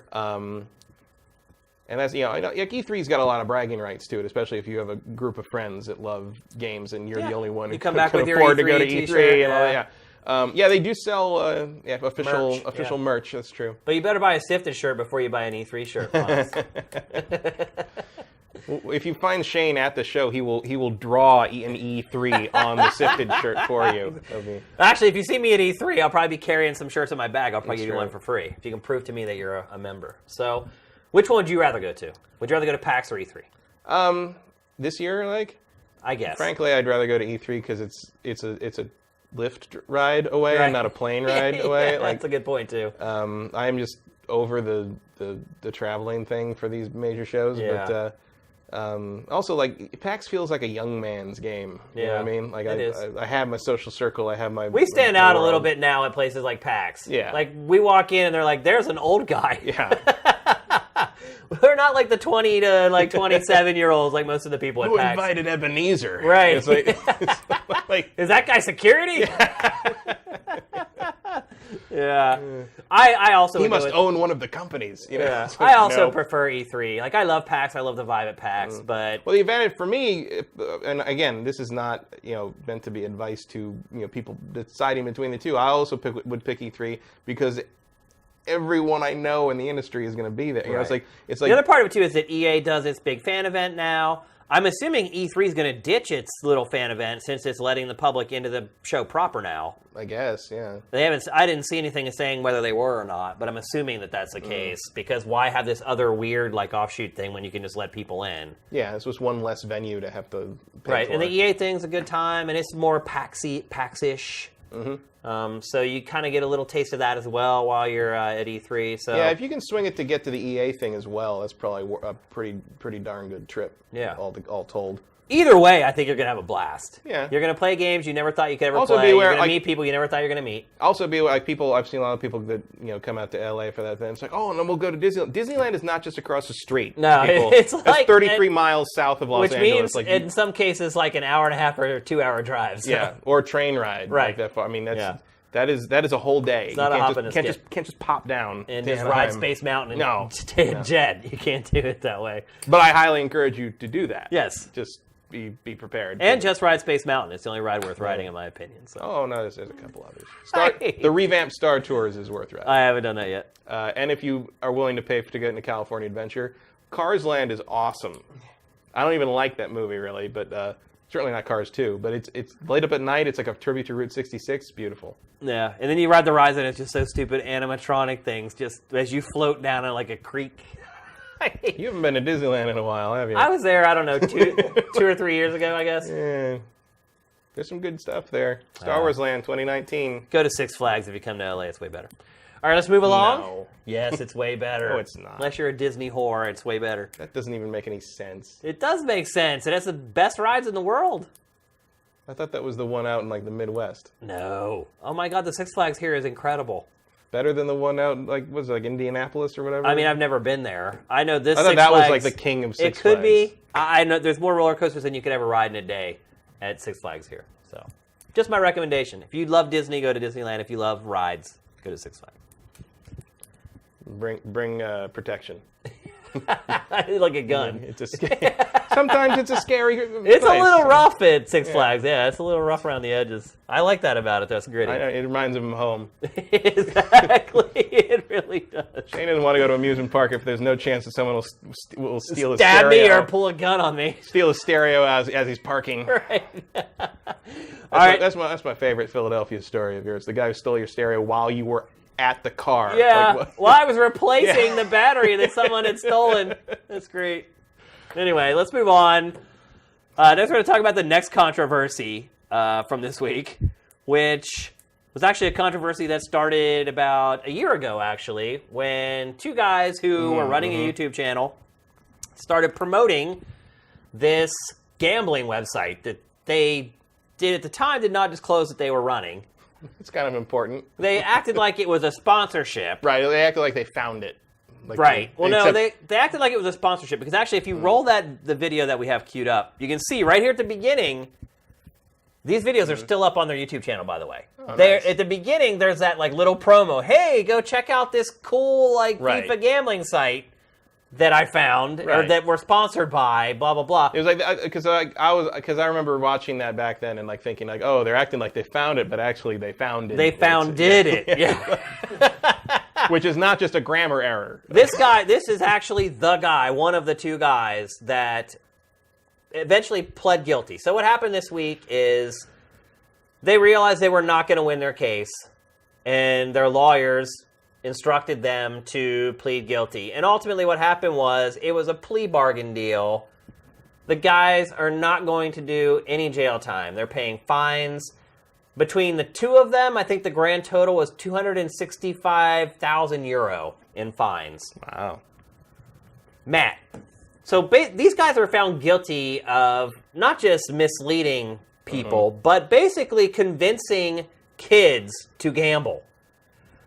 Because I don't know if people know how this works, but basically what it is FIFA, as you play, you earn coins. And for whatever insane reason, EA has allowed there to be a loophole to where those coins can be exported from FIFA, where they then go into these exchanges where people will pay real money for the FIFA coins. Or they can gamble their FIFA coins. And then there are exchanges where they can take those coins and exchange them for real money. Does EA get a cut of that? No. This is all illegal, unregulated. So How does... It's insane, dude. EA hasn't shut that down or anything? Why would they? It makes more people buy their game and play their game. True. And they're not on the hook for it. Sort of like back when you could use that one FIFA game to like steal like packs. Perfect example. And they're just like, but not our problem. Everybody buy FIFA.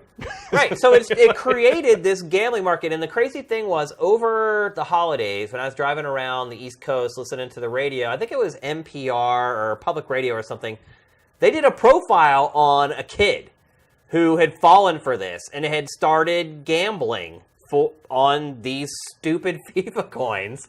Because basically it's like, some of them are just like slot machines, like digital slot machines where you just hit the button and whatever comes up, that's how many coins you... And these kids had become hopelessly addicted to gambling. This one 12-year-old kid had lost $10,000 before his parents realized that he had, like, drained one of their credit cards. Like, he got so bad. When he ran out of the coins that he had earned and won coins with gambling, he stole their credit card to buy more credit. So he no longer cared about the game or cared about FIFA. He had just become a gambler. Like, he just, like, he lit 12 years old. He had become addicted to gambling. So this has happened for thousands of people because of these dumbasses, because they're YouTubers. They're on YouTube. They have millions of young kids who look up to them and worship them and think they're the shit.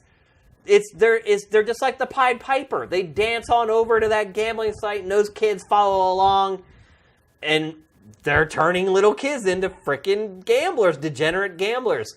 So they settle. Basically, they get a plea bargain deal. They plead guilty, get the $265K fine. The one guy got hit for way more than the other guy. I don't know why. But the question that I wanted to ask you, Matt, and kind of discuss is, are these people who are getting busted for things like this, not just this case, but people who get caught doing other nefarious digital things like hacking and things like that, hardly any of these people ever do jail time. They always settle at a court for sometimes an undisclosed sum, sometimes disclosed, like this one. Do you think it's a good enough deterrent? Do you think it's really going to deter people from doing this type of stuff, knowing that no one's going to jail for it? I feel like if you're not deterred by the fact that you're ruining children's lives, you're not going to be thinking about the jail time or the lack thereof. I don't think it matters. I think people, at all. If people think they can get away with this, they're going to do it. Okay. It ties in with one of the most important life lessons. Do you think they're looking at these guys as idiots because they got caught? Because they got caught, yes. Right. Not because they did it. Right. Because they got caught. Right. Like, that won't happen to me. That's very common among... So you're saying that, like, it isn't a deterrent, essentially? I don't think it is. No. But going to jail would be a deterrent. Maybe, yeah. I think it big time would be. Because it's like, okay, well, if I make enough money to pay the fine plus a bunch of extra money, you know. Or you just file for bankruptcy and never end up paying the fine anyway. Yeah, I mean, it's like one of the biggest life lessons my dad taught me was he used to say, people will steal anything. Oh, yeah. I learned that living in Philadelphia. Yeah. And it's just like, you know, if you can make money off these kids, you know, they don't care who these kids are, what happens to them. They got their money. You know, it's like, it's just how it works. Like, these guys also have made all their money on YouTube. Yep. Like, they're big YouTubers. They've probably had double that in the bank already. Mm-hmm. Like, this is nothing to them. And look, he's already... Well, exactly. That's like, it's easy. That's what it is. And the crazy part about it is, like, he's already back on YouTube. He made YouTube videos the whole time. He probably earned enough money while the court case was going on from his YouTube videos to pay his entire fine. And look, he put up a video today, and it's curated. So what are his videos normally? FIFA, just FIFA whatever. Stuff? Like, here's how to create the ultimate. But, you know, all of them are tinged with this, like, coin gambling undertone. Like, I've started going back and looking through his videos, and like, even when he talks about, like, hey, I'm building the best ultimate team, he tells you how to, like, jimmy the coin system to get enough coins to buy the players that you need. And then today, after the settlement happens, he comes on his YouTube channel. He hasn't stopped making videos this whole time. Comes on his YouTube channel and issues like an apology and says, "Oh, I'm sorry, and I know I was wrong. Here's your money back." Oh, wait, no. No, exactly. That $10,000 that I suckered you into losing on our gambling site? Sorry. Yeah. Oops. How much money did they just make on that gambling site, let alone his YouTube videos all that time? Yep. Because you figure if people get hooked into his gambling site, they're going to keep coming to his YouTube channel to watch the videos. So he's like, hey, we just put up this ultra rare blah, blah, blah that you can go and play for now. They become like degenerate gamblers, these kids. And if they really want to, dupe children into becoming gambling addicts, they should do it the legal way and make a free-to-play app. Yeah. You're right. Or get Looking at you, Fire Emblem. Or get him into fantasy football. Yeah, too. That's another legal gambling. But I just think these authorities have to crack down on these people. Like, you can't let them keep getting by without jail time, because jail time is what's scary. Jail time is when it gets real. Like, on the few instances where these people have got jail time, it's glorious. When that moment when the court ends and they realize they're going into that room with all those crazy people. Like, that's what has an impact. Other people doing this kind of crap, seeing that footage of that 18-year-old troll going behind bars, bawling his eyes out, calling for his mommy, that is what will deter people from doing this type of stuff. Watching somebody have... 265,000 euro, like, that's... Somewhat, but I still think someone with the audacity to try to pull something like this is going to see that and just think, that won't be me, because I'm smarter than that. And they were dumb. Yeah. Like, they didn't try to cover their tracks at all. Were they England? They are. They're from the UK, yeah. Not saying people from Europe are stupid. No, I was wondering what legal system they were. Yeah, they went through the European legal system, and that's what they ended up with. And I don't know what the jail situation is like there. Like, I don't know anything about the... We're overcrowded here. So a lot of people who maybe would have gone to jail for something 10 years ago now aren't. And plus gets a change in things that we prosecute, obviously. You gotta lock up all those dangerous marijuana smokers. Right. Well, it may go back to that way now, but over the last 8 years or so, that is lightened. Like, we aren't, as taxpayers, we're not paying for people who smoke marijuana to go to jail anymore. Well, there's a lot of them still. Yeah, there are. But our prison systems are overloaded. And so I don't know. Because it's become a privatized system to some degree, whereas that has not, to my knowledge, happened in the UK yet. So I don't know if their jails are overcrowded, and maybe that's why these guys walk. Maybe there's just no beds for them. I don't know. Actually, bring that. I know very little about the United Kingdom's prison system. I mean, I guess I shouldn't. That's not really a tremendous failing, but I'm curious. I want to Wikipedia the UK prison system. Nolan Elric says, never trust a guy with a tribal tattoo on his bicep. But, I think stuff like this is probably still going on right now. We saw T. Martin getting away with a bunch of crap. He just left the country to try to escape prosecution. Guy didn't lose a lot of subscribers on his YouTube channel through all this. No, it doesn't seem to happen. No. Yeah. I think the only way because he's right back. It's like nothing happened. He's right back on his channel every day saying, "What's going on, guys?" So his fans are like, "Well, nothing happened. He made videos the whole time. He's making videos now. He's fine. He did all this crazy stuff and made millions of dollars. He probably did. And he's right back like nothing happened." Well, how's that a deterrent to anybody? I just think it's bad business. It's part of the. I think I see it as part of the whole thing where it's like you just keep running into situations where the law just wasn't written with the internet in mind. I mean, it still hasn't. Yeah, there's reform and updates that have to happen, and these kind of cases should be where that happens or what prompt those updates, and it just doesn't seem to.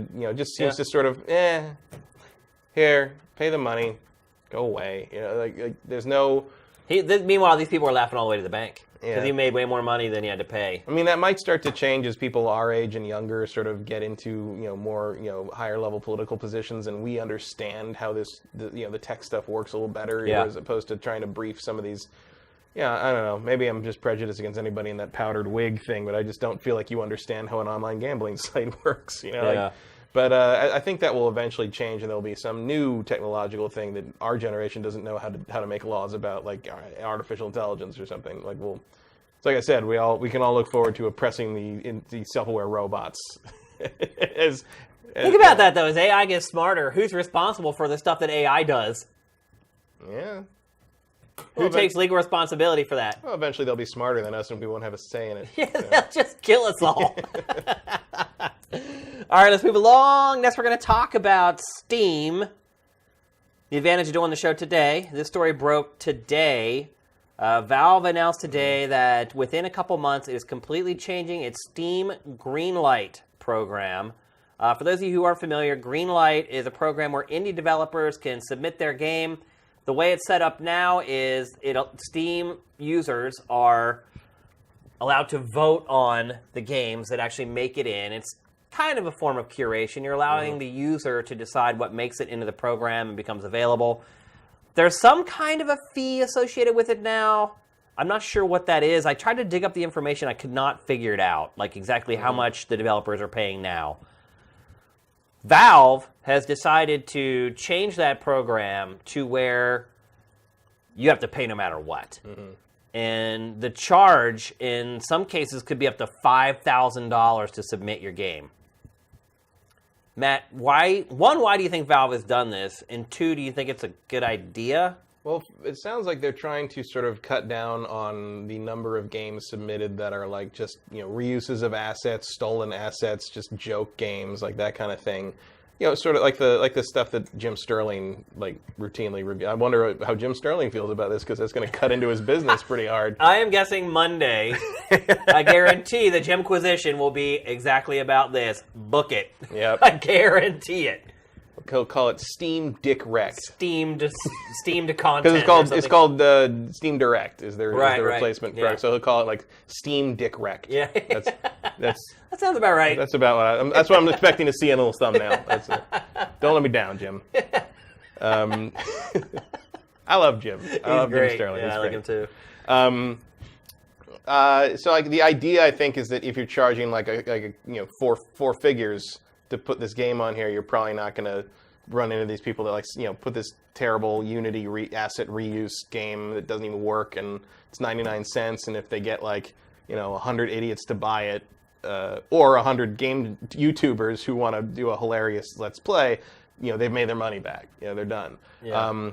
So on one hand, and it's like they're trying to find their balance. Also, there's some way that I think what it is when your game goes for sale, you make all the money until you make back what you paid Valve to submit the game. And then once you hit that apex, then Valve starts taking its their percentage. Cut. Yeah. Which seems fair. I mean, they've always been pretty straightforward with the idea that Greenlight was an evolving idea. So it doesn't surprise me that they're doing this. I mean, the one thing that always surprised me about Valve is how fast they suddenly do things when... They announced this huge change. And we're doing this. It's like 2 weeks. Here we go. It's really weird. And all your games are now going to be colored blue, and it happened 2 minutes ago. You missed it. It's over. We're done. You know, but like, I mean, it's like clearly they're going to keep evolving this depending on what works. They, you know, especially like, you know, like they are reactive to community feedback. If this goes up and it's just terrible or something, you know, it's a detriment to the community, I think they will react to it in good form. But I support any method of sort of clearing out the trash that infests. You know, what was that thing, like 60% of all Steam games were released last year? Yeah. Because it's so easy to just put garbage on there. Yeah. But I get what they're after. I don't know if this is going to be the solution. But what about the little guy who has a great idea, Matt, and just doesn't have any money? Like, I don't know if you remember, when Sifted first launched, we had an indie developer working for us who was writing this weekly feature called IndieSide. And it was interesting. When this happened today, I just kind of Googled for Greenlight to kind of look for information. Or not Googled, I searched for it on Sifted. And it pulled up his article. I'd almost completely forgotten that we even did those articles. Like, he just disappeared after a while and quit writing them. But he wrote about what it was like to be in the Steam Greenlight program. And, like, it wasn't all great. Like, getting through, it's still not just a free-for-all. Like, at least back then it wasn't. Like, it was still, you had some checks and balances that you had to go through, and submitting your game was a pain in the butt, and there wasn't enough support there to do it. It's not just as simple as, like, hey, here's this code. Like, it goes up now. Right, but I mean, like you said, people it already costs something to get into Steam Greenlight. If you just, like, you know, price it a little bit high enough that you can kind of filter out the Unity asset reusers.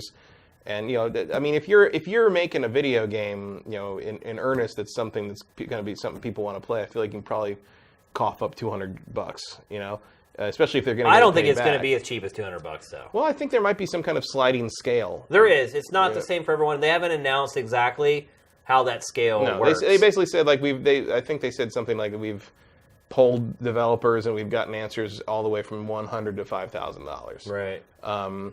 I feel like the people saying $5,000 are probably like Ubisoft. You know, Right. It's like maybe not so much the guy who made Undertale. Yeah. You know, like, although now because Undertale was a Greenlight game. Yeah. So I mean, but they, you know, even in this discussion, I think it was Doug Lombardi or like they're very aware that there are games that have become hits and become fan favorites that would not exist without Steam Greenlight. I mean, I don't think they're trying to get rid of that aspect of things, but it's going to be a balancing act that they kind of probably have to. You don't know until it's in practice. I mean, today I read a lot of articles about this, and pretty much every indie developer is against it and thinks it's terrible. There was one guy with a dissenting opinion, and his comment was what you said, that there's so much noise on Steam that, you know, even if you have a good game, it's so hard to get noticed because there's just so much for people to sort through and sift through. And you know, Steam has the whole curation thing where it looks at the games that you buy and then it tries to target those same genres to you and market those same genres to you. Basically, if you want to do like you know, a trash game, you're going to have to step up your production value a little bit. And what's the terrible game that's flying around today? Bloody Boobs. Oh, I've heard about it. I haven't seen it though. Like it looks ridiculous, but at the same time, it sounds ridiculous. I mean, it's terrible. You're basically a naked woman walking around a dungeon trying to avoid being sacrificed to an angry god. But like, the whole point is that you're naked and there's boob physics, right? Yeah. It's a more honest take on Dead or Alive. Let's just say that. But like a more honest take. I mean, come on. But like, it actually looks like somebody, you know, for considering what it is, put some effort into it. All right. And maybe that's just what, you know, the new trashy, you know, that's if you want to make Bad Rats 2, you're going to have to at least, you know, make it in Unreal. Right. It's like that's all I'm saying. Yeah. I don't know. To me, I kind of defer to the people who are neck deep in this stuff. And seeing all the indie developers come out today and be like, this is a terrible idea. But why do they say it's a terrible idea? Because they have to pay money up front? For what I said, the money up front, that a lot of the smaller guys can't afford anything because they're doing this as a side project or they're just scraping by. Well, you know, like... they want to spend that money on maybe getting someone to create music for their game instead of just having to submit it. I feel like that sliding scale that they're talking about might include, you know, a special appeal like, hey, I'm that guy and I can't afford it. How do you prove that, though? Like, you got to talk to Valve. It's got to be they got to get sounds way too complicated and messy. What else are they doing? Making Half-Life 3? Well, we're going to... Actually, that's a nice segue. Good job. I feel like we've exhausted this topic, and we're ready to move on to the next one anyway, which is what Valve is doing. So, this week, Gabe has come out of his cave a little bit here lately. Yeah, well... He did the Reddit AMA. It was Groundhog's Day, you know, it's... He did the Reddit AMA 6 more weeks of development. Ago, and he just did an interview with Eurogamer, and Eurogamer's like, what the hell, why aren't you making console games? He basically explains why they're not making console games, and they're not going to make console games. And then they ask him, are you guys ever going to make like a real game again? And he drops the bomb that, oh, by the way, we are working on 3 full VR games. Matt, does this make you happy or sad? Well, as a Vive owner, it makes me happy because the lab is the best thing on there to some degree. Yeah. So clearly they know the form, and whatever they make will probably be pretty darn good. At the same time, if you can't play them outside of VR, it doesn't really help a lot of people, does it? No. And here... And granted, Valve does not need to make things that sell tons of copies because they own Steam. They make tons more money than they can spend already. But, like, the idea that to play the next 3 Valve games, you would have to buy an $800 headset is bullshit. It is. It totally is. And here they mentioned, actually, Nintendo, or Gaben mentions Nintendo. He says that, you know, Nintendo is his company that creates hardware and releases hardware, and then it's obligated to create software to make the hardware a success. And he said that's how he views Valve with the Vive, is that we've committed to this hardware. If we don't make it a success, no one's going to make it a success. Therefore, True. Therefore, we are creating these 3 games, but they're not... It's like what they did with Half-Life 2 and Steam itself. Right. That's why I have a Steam account originally, is because you had to sign up for it to get Trojan Half-Life horse. 2. Yeah. I actually looked at my Steam account a few days ago, looking at like when I bought things. So like the first day of Half-Life 2, I got Half-Life 2 and the Half-Life pack that gave you all the Half-Life stuff. The next game I bought was 3 years later. I probably forgot you even had the account. Yeah, pretty much. Well, it was the non-issue until about 2010. Well, it also, when it first launched, it was kind of a piece of junk. Oh, for sure. Nothing was on there. Right. It was like I could totally see why you'd just sign up and then just jet. Then all of a sudden, like the Steam sales started like a few years, like 2010, and all of a sudden you start seeing more and more stuff in the timeline, and then it's just that's my main gaming platform on the PC now. That and GOG. Yeah. But it's like I think. Matt, is this smart? Pot F2, I don't know, puts it right when they say Valve is the best developer in the world when they want to be. Yeah. They just don't want to be very often these days. Do you think this is a smart move though by Valve? I feel like at this point VR is a lost cause, man. Like I'm really just starting to like go sour on VR. Yeah, I mean, I'm sure you saw that Oculus pulled 40% of his demo units out of Best Buy. Yep. They're saying it's a seasonal thing, but a lot of the people who are running those, and again, anecdotal evidence, but they've gone on record as saying that like some of them would sit there all day and not give a single demo, or in a week's time they'd sell like 2 headsets during the holiday season. Mm-hmm. It's too expensive. It is. And like to me, and the software isn't there. The thing you have to play on this is not there. It's not. Valve could potentially create something. I mean, do you think they would make you buy a headset to play Half-Life 3? Maybe.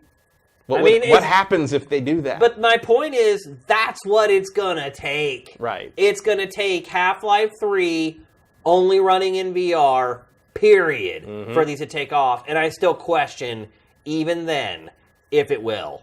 It's just, even PlayStation VR is too expensive. My sister was here over the last weekend for my birthday weekend. She had called me, I think I mentioned on the show before, she had called me over the holidays saying, hey, what VR should I get my husband, my brother-in-law? And I hope he's not watching this. I'm totally like calling her out.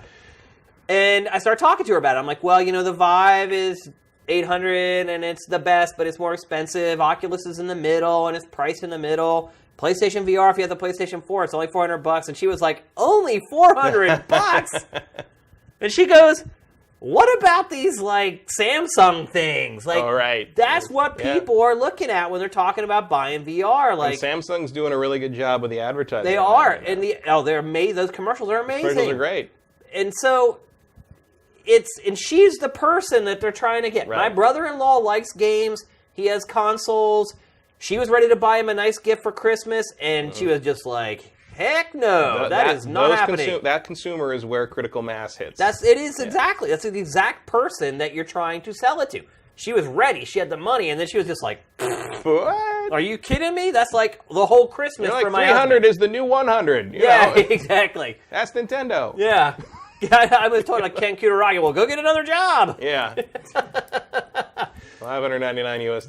And I don't think that even Valve releasing Half-Life 3 only for Vive, and if they were brave for Oculus 2, I just don't see it. I don't think they'd release that for Oculus. I highly doubt it, but you never know. I mean, Vive is their thing. It is. So, I mean, it'd be interesting to see that happen. I don't know. I mean, people would hack that out of VR so fast, it would make your head spin. So I don't think holding Half-Life hostage on the Vive is probably not the best customer service move Valve could make, but at the same time you could argue they don't need to care about that. Yeah. Maybe just make it a timed exclusive. For the first year, it's only on VR. That would be frustrating. And I even say that as a Vive owner, because I don't really want to play Half-Life 3 in VR. Yeah. Which I guess says more about VR than anything else. Because VR is fun for like little arcade-style sort of things. But I'm going to sit down and play 6 hours of a game. I don't want to play it in a headset, even though I don't get nauseous. I think a lot of people are trying to figure that out right tired. now with Resident Evil 7. You know, Yeah. A lot of people are trying it for the first time, playing a full-on, real, fully featured game. And I mean, I've considered selling off the PSVR headset because like if you have the whole thing, I could get even open. I could get more than I paid for it because they haven't shipped anymore. Right. Yeah. But I'm still waiting for Star Trek Bridge, which got delayed again. It was delayed, yeah. Just today. Come on! Just today. That's going to come out like a week and a half before it's been a year since the last time I played it. But they're giving you the Starship Enterprise now. Bite me. If it's not the next gen one, I don't care. I just, going back to the topic, I just think that Valve is in desperation mode. Yeah, well, they're invested in this thing, right. So they need to big time give their best shot. And I think they're starting to realize, like, this isn't working. I mean, how much R&D money do you think Valve has invested in this? And Valve doesn't invest in hardly anything. No, they believed in this for whatever reason. Yes. I mean, this might be the first huge mistake I've seen Valve make, other than never releasing Half-Life 3. Well, now they might fix that mistake by compounding it with another one. Yeah. So, I don't know. The thing is, like, if they're talking about that now, if you're estimating when, like, their games might come out, it might come out right around the time they can start dropping the price on the first-gen Vive headset and putting the new one. I mean, then that would only be $400. Right. That's what I'm saying. Like, it's just not there. I mean, it keeps reminding me of the Sega CD and the TurboGrafx CD, where it's like the tech is cool, it's definitely the future. You're 5 years too early. Yeah, well, it's like Oculus. You know, Oculus releases the touch controllers right before the holidays. They show those gloves instantly. Yeah. They're assuming, touch is going to invigorate the market, get people to buy Oculus. First of all, it doesn't. No. And then today, they show Zuckerberg using these crazy Spider-Man gloves, and it's just like, bro, you just announced your touch, and you're like, don't buy those. Yeah. Look at what I got. It's like, it's idiocy, but they're getting so desperate. They all have bet so much on this, and it is just failing miserably. And I feel like we kind of could have told them that, right? I mean, I bought 2 of them, but like, I don't think we were ever like in the, VR is the immediate future of gaming. Well, I think we were always cautiously optimistic about VR. We love the experiences that we had with it, but we always caution people that, like, the price. We always said, unless you have gobs of disposable income, do not buy one. Right. I think that's right. That's accurate. I think that's what I said around. Even now, it's still accurate. When I got the Vive, I said, like, if you are going to have to cut back on your lunch or something for a month to afford this thing, don't do this. Don't. Yeah. It's not worth that. It's not. It's a fun toy, but I think we're seeing that people with a ton of disposable income don't think it's worth it either. Yeah, I think so. I mean, they'd rather, I don't know, go to Nobu Sushi or something. It's like... You're probably right, though. There's a lot of people who go there and spend $400 on dinner but won't buy a Vive or Oculus. It's pretty funny. But it does taste better than the Vive. Would you recommend anybody buy a VR head-mounted display right now? No. Somebody's rich. Why? Somebody's rich, I would. Maybe, but like even then, like what would I tell them to play on it? You know, go buy the demo disc and play Thumper, and you know, Raw Data is cool, and play the Lab, which is free anyway. And Resident Evil 7 if you have a PS4. Resident Evil 7, but like with the exception of Resident Evil 7, everything I'd be recommending would be like 9 to 10 months old. Right.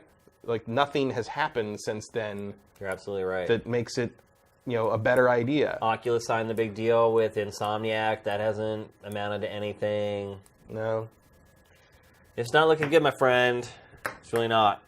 Well, VR will arrive one day. Yeah. But it's like, I don't think... It's just too early. It's too expensive right now. And it still makes me sick. And again, let's not forget, like That's a big problem. Everyone talks about quality and power and da-da-da-da-da. And this is something that is mostly getting buried in the Switch thing, although the Switch thing is different because support is a problem. But can you imagine the Switch trying to do VR? No, thank you. Ooh, but they're still talking about it like it's like a possibility. Yeah, they talk about they're talking about For Honor like it's a possibility. Yeah. But it's just like, if you're surprised that For Honor and Mass Effect Andromeda are not on this system, I don't know what to tell you. Like it's not, it can't run it. It can't do it. But like the Samsung, like the Gear VR stuff, like. Let's not forget the PlayStation 1 was pretty underpowered way at the time. You know, yeah. Being the most powerful thing doesn't matter nearly as much as having the content and having the price. It's like the old saying goes, if anything's content is king. Anything's going to take off, it's going to be Samsung. And it might just, you know, that's the thing that's, that commercial where all the guys are playing with the thing. Oh my god! And that the older guy comes out and is like, "What are you looking at?" The older European guy is like, "What is that?" And he puts it on and he's like, "Look at the moon. Look at the moon." I'm just like, that's it. Like that's what gets you is the ability to put that. You know, what made me a believer was going to these trade shows and putting this thing on. But what's the difference here? Bunch of kids with a cardboard thing outside a store can just hand it to this guy and he can see it for himself right there on the street with no cords, no nothing. Yeah. That's where you become a believer out of nowhere, and that's what's going to sell if they ever come up with content that compels people to actually jump in that aren't involved in that yet. Which I'm starting to become skeptical that'll ever happen. Yeah. Well, not also telling that even in the ad, they only have one. Yeah, they're all just passing. No, you're right. You're right. That's a good point. Although I guess that only costs $100 or less. I guess it's also kind of like it's a better visual if everybody's having a communal pass it around thing as opposed to like 4 kids outside of 7-Eleven with goggles on, just not seeing anything. And then having somebody come up and pickpocket them. Hey, what are you doing? Just take their wallet out of their pocket. That totally becomes a very different commercial. Yeah, seriously. Get away from the store. You're freaking people out. Yeah, I think Valve has made a huge mistake here. I think going all in on Vive and VR was a huge mistake. It's gonna make people so mad at them if they put stuff people want behind a VR wall like this. I think why blow all that goodwill? Right, and I think them making these 3 games is them just throwing money into a bottomless pit. Yep. They're just chasing it. They're like, oh, we've invested. It's called throwing good money after bad. It is. It's like when you go to Vegas with the group of your buddies. There's always the one guy who, on the first night, loses everything. Like, you know, everybody has a budget when they go to Vegas to gamble with. And, like, there's always the one guy in your group who literally goes through his budget. Sometimes in, like, the first hour. Yep. Like he disappears, and an hour later he comes back. And he's like, I'm broke. You're like, what the? And you're like, dude, we're going to be here for 4 days. We just got back down from the room. Like, wait, how did you do that? Right. And then what happens is, like, he'll hang out for a couple hours. He'll disappear. You'll finish up at wherever you're playing. You'll start walking, and you'll find him over at a table. You're like, bro, I thought I went to the ATM. And then it's just throwing the money into the black hole. Yep.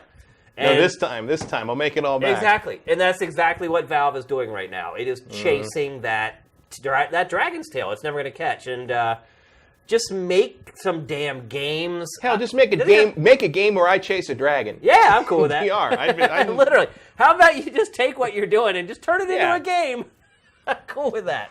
Very thematically appropriate. Yeah. So I think Valve is flying off the rails here a little bit. Of course, they have more money than God, and if anyone can afford to make these kind of mistakes, it's them. But I still think it's totally off on the wrong track right now. And it's not going to do any. It's not going to. it's just like if it's like, oh, here's Half-Life 3 or Left 4 Dead 3 or whatever, like, you know, it's in VR, it's in VR only, you got to play it in VR. Like, all you're going to do is piss me. You're not going to inspire me to spend $800 by doing that. Right. You're just going to make me mad that I can't spend $60 and get the game I've been waiting for 10 years. You're right. Yep. So hopefully they're not that naive, but it's at the same time, it's like, well, if it's not only VR, how does it help you, you know? Yeah. Exactly. All right, let's move on.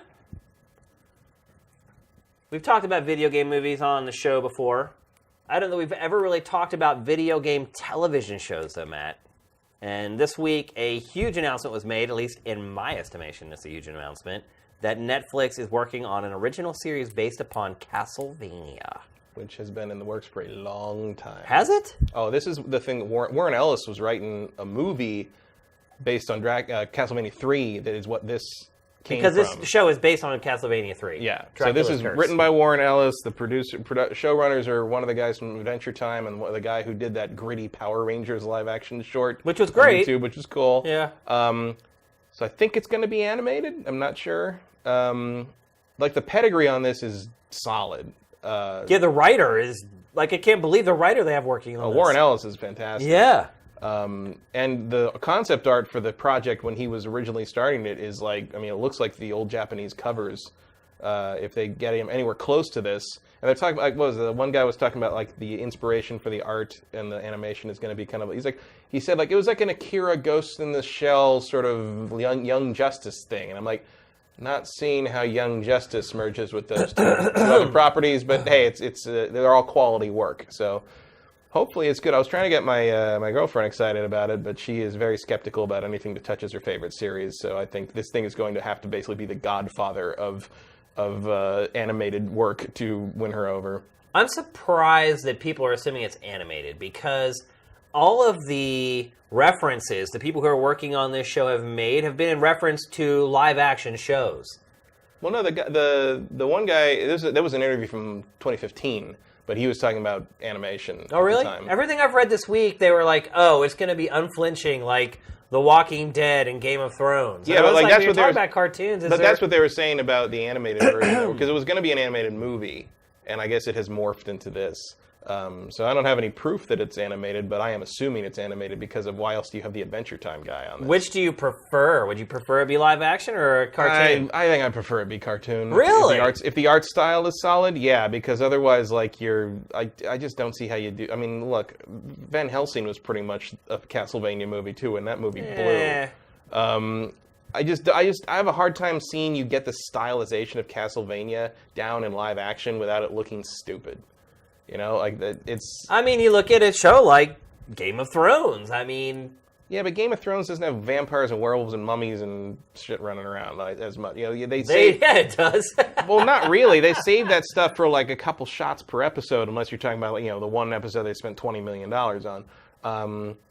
Like I think the animation is where you can really go out in a crazy town with this supernatural stuff, and I think that's what Castlevania is going to need. I hope it's not like some kind of super. I hope it looks better than, like, say, Voltron on Netflix. Yeah. You know, like, I don't want to. Like, that's what I'm thinking about. I honestly would prefer a live action. I'm thinking about something closer to, like, Vampire Hunter D.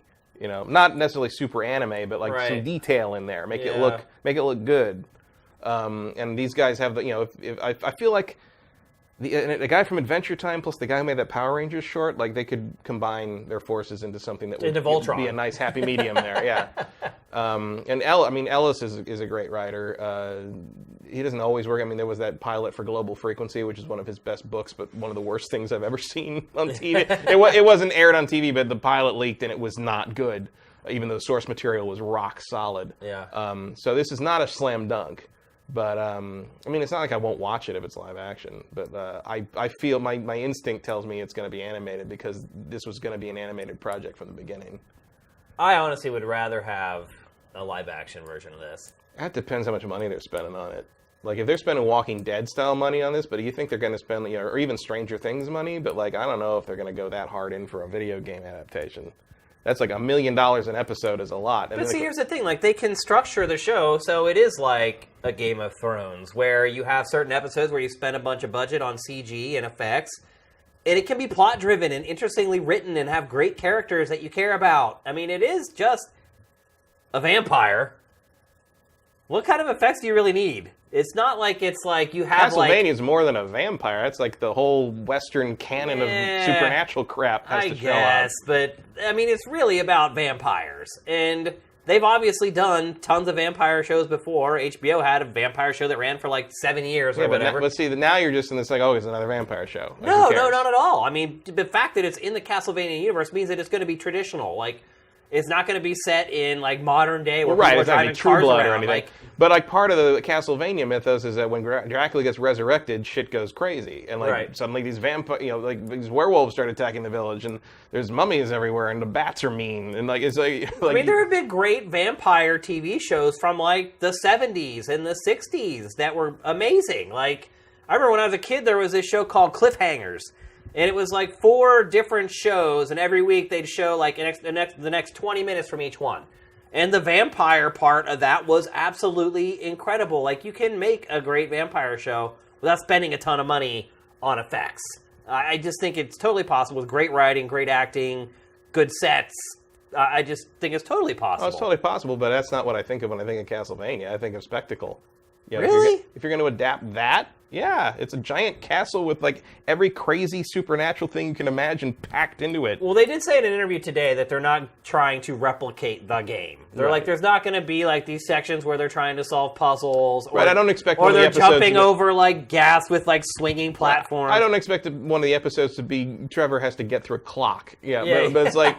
But I'm just saying, like, you know, you have to play it straight in the same way, like, say, like Lord of Shadows. Not that I want it to be based on Lord of Shadows, but like Lord of Shadows starts with that, you know, the werewolf attack in the village and works up into like, okay, now he's riding on this magic goat thing or whatever that was, and like there's, you know, guys riding wargs and shit. I mean, it's like there's. Like, you gotta kind of like give me that in the sense of like, you know, and that, man, like when Dracula shows up, it better be awesome, and like you have to play that to the hilt, and you have to play him evil in a way that Dracula doesn't. You know, I hope at the very least they don't cave on like what vampires are now and kind of the tragic hot guy figure. Right. You know, this Dracula I mean, Dracula can drink the wine and what is a man, a miserable pile of secrets and all that stuff. Right. But like he better be like the bad guy, capital B, capital G. Right. I mean, I feel like Warren Ellis gets that. I think this in great hands. That's what I'm saying. Yeah. I think they've got the right people in place to do something good. I'm surprised it's happening this soon. And it's amazing how Netflix can keep this stuff under wraps. Yeah. Until nothing leaks out of Netflix. Netflix is amazing, by the way. Like, I just really resubscribed like 4 or 5 months ago, and it's like I don't really need cable TV anymore. Like, it just seems like every week a brand new series is launched. Oh, there's a lot. It's crazy. Like that Drew Barrymore one just came out of nowhere, Santa Clarita Diet. I didn't even watch that. That thing it's disturbing. I just started watching The Black Mirror. Have you watched that? Oh yeah, that's on Netflix though. It's on Netflix now. It's on Netflix, but it's a BBC show. It's incredible. But it's fantastic. It's incredible. Like, I just stumbled across it, and I'm like, oh, here's like 3 seasons of an awesome show I have to watch now. Dan Trachtenberg directed the season, I think the 3rd episode of season 3. I didn't realize that wasn't Netflix. I thought it had like the Netflix sting on it. The logo is for Netflix Originals. It might be only on Netflix, but as far as I know, that's a British show. It's great. But I'm always stumbling across stuff like that. But the 3rd episode of season 3 is by Dan Trachtenberg, who's a gaming guy, and he directed 10 Cloverfield Lane, and he's a good dude. And that episode is about video games. Yeah, it is. So totally. There's a lot of. I mean, the whole show's about technology or whatever. So. I think the second episode of the 1st season where it's about the people in the. Like where they ride the stationary bikes to earn credit. Basically, they're playing life as a free-to-play game. I was like that is one of the scariest things I've ever seen. Is. Like that bothered me for days. Yeah, that whole show's great. If you haven't watched it, I highly recommend checking it out on Netflix. I mean, I'm more positive about a Castlevania Netflix series than if they'd announced they were making a movie. Yeah. So I mean, we'll see. I assume this one will be out around Halloween, maybe. Seems to make no sense. Although that's also when I think Stranger Things 2nd season hits, so they're probably going to get everything away from that, because that's going to be the big story. If it's animated, though, is that even really a worry? Yeah, they might not consider it competition if it's an animated series, but we'll see. I also think people will care a lot less if it's animated. That's just me. Possible, but it depends what audience they're after. Yeah. That is the one caveat about maybe it's not animated, is that all the animated stuff that Netflix has done so far has been very squarely targeted to children. It has. And I tried to watch Voltron, and I like Voltron. I think I made it like 4 episodes in. You want to know what the problem with Voltron is? Music's terrible. It is. Music has no memorability to it at all. They didn't get the music from the original series. It has no character to it. I also think it's a little bit like Double Dragon 4, and that they were too concerned about making it exactly like the way the old thing was. Well, it's not. I don't think it's because I started watching season 2. Because there's like all these implausibilities and corny things that happen. It's just like it doesn't. If you're an adult watching it, it makes no sense whatsoever. Yeah, if you're a kid, you're just like, oh my god, they're robots that form together. It's like the enemies of Voltron will just sit there watching him go through this like 5-minute process of like forming into Voltron. It's they just attack, you dumbass. Well, no, they made that point in the original and in the new one. It's like there's a shield around them that you can't penetrate when they do that. Okay. And in fact, one of the episodes of the original series, I think there was a thing where Hagar the witch figured out how to deactivate that. Really? So they could hit them while they were doing that, and then that ruined everything. Because that's the plot of every old Voltron episode was one lion gets hurt. Right. And they can't form Voltron, so they just fly around, and then Keith goes, "Come on, team!" And they're like, "That's it." I guess the whole thing. At least the Netflix one goes on a little more in depth on that with the characters. My main thing is that it's just the music is not there, and like every Netflix show, the pacing is awful. Like it's like watching Twin Peaks again, which Twin Peaks is one of the best paced shows ever.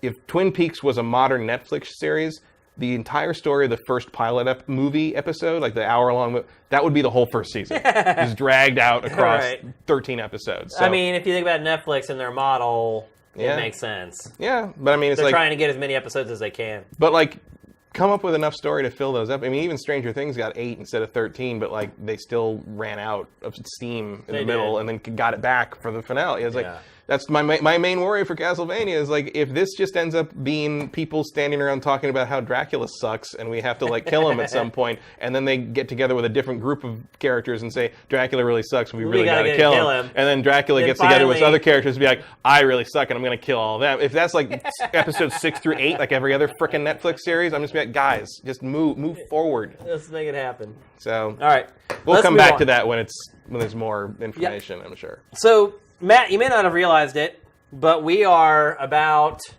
3 weeks away from the Nintendo Switch launch. Yeah. Isn't that insane? Well, in the sense that there's so much we don't know, yes. I don't think... Is there anything we don't know, though? We still don't know what the OS looks like. What it looks like when you start it up. Yeah, I mean, we've kind of seen that. Well, no, we haven't. Yeah, there's footage of the OS. What? Yeah. Well, there's that developer screen. I haven't seen any, like... What there's footage. Like, there's some YouTubers that, like, got some footage of it, like, at the event in New York or whatever. Like, the Skylanders game actually had, like, the working UI. And I guess the Skylanders guy had no idea how big of a deal it was. He just sat there and just demoed it to people. So... it's out there. That is the one weakness of, like, when you've got, floods of everybody. It's like, stuff like that can happen and you don't find it. Yeah. Well, somebody found it, and, like, we curated it on Sifted. It's up there if you, like, search for it or whatever. But there's really not that much left. They're never going to give us the specs of the CPU or the GPU. Someone's just going to rip that apart. Well, ARM confirmed this week that it is a Tegra X1 chip, essentially.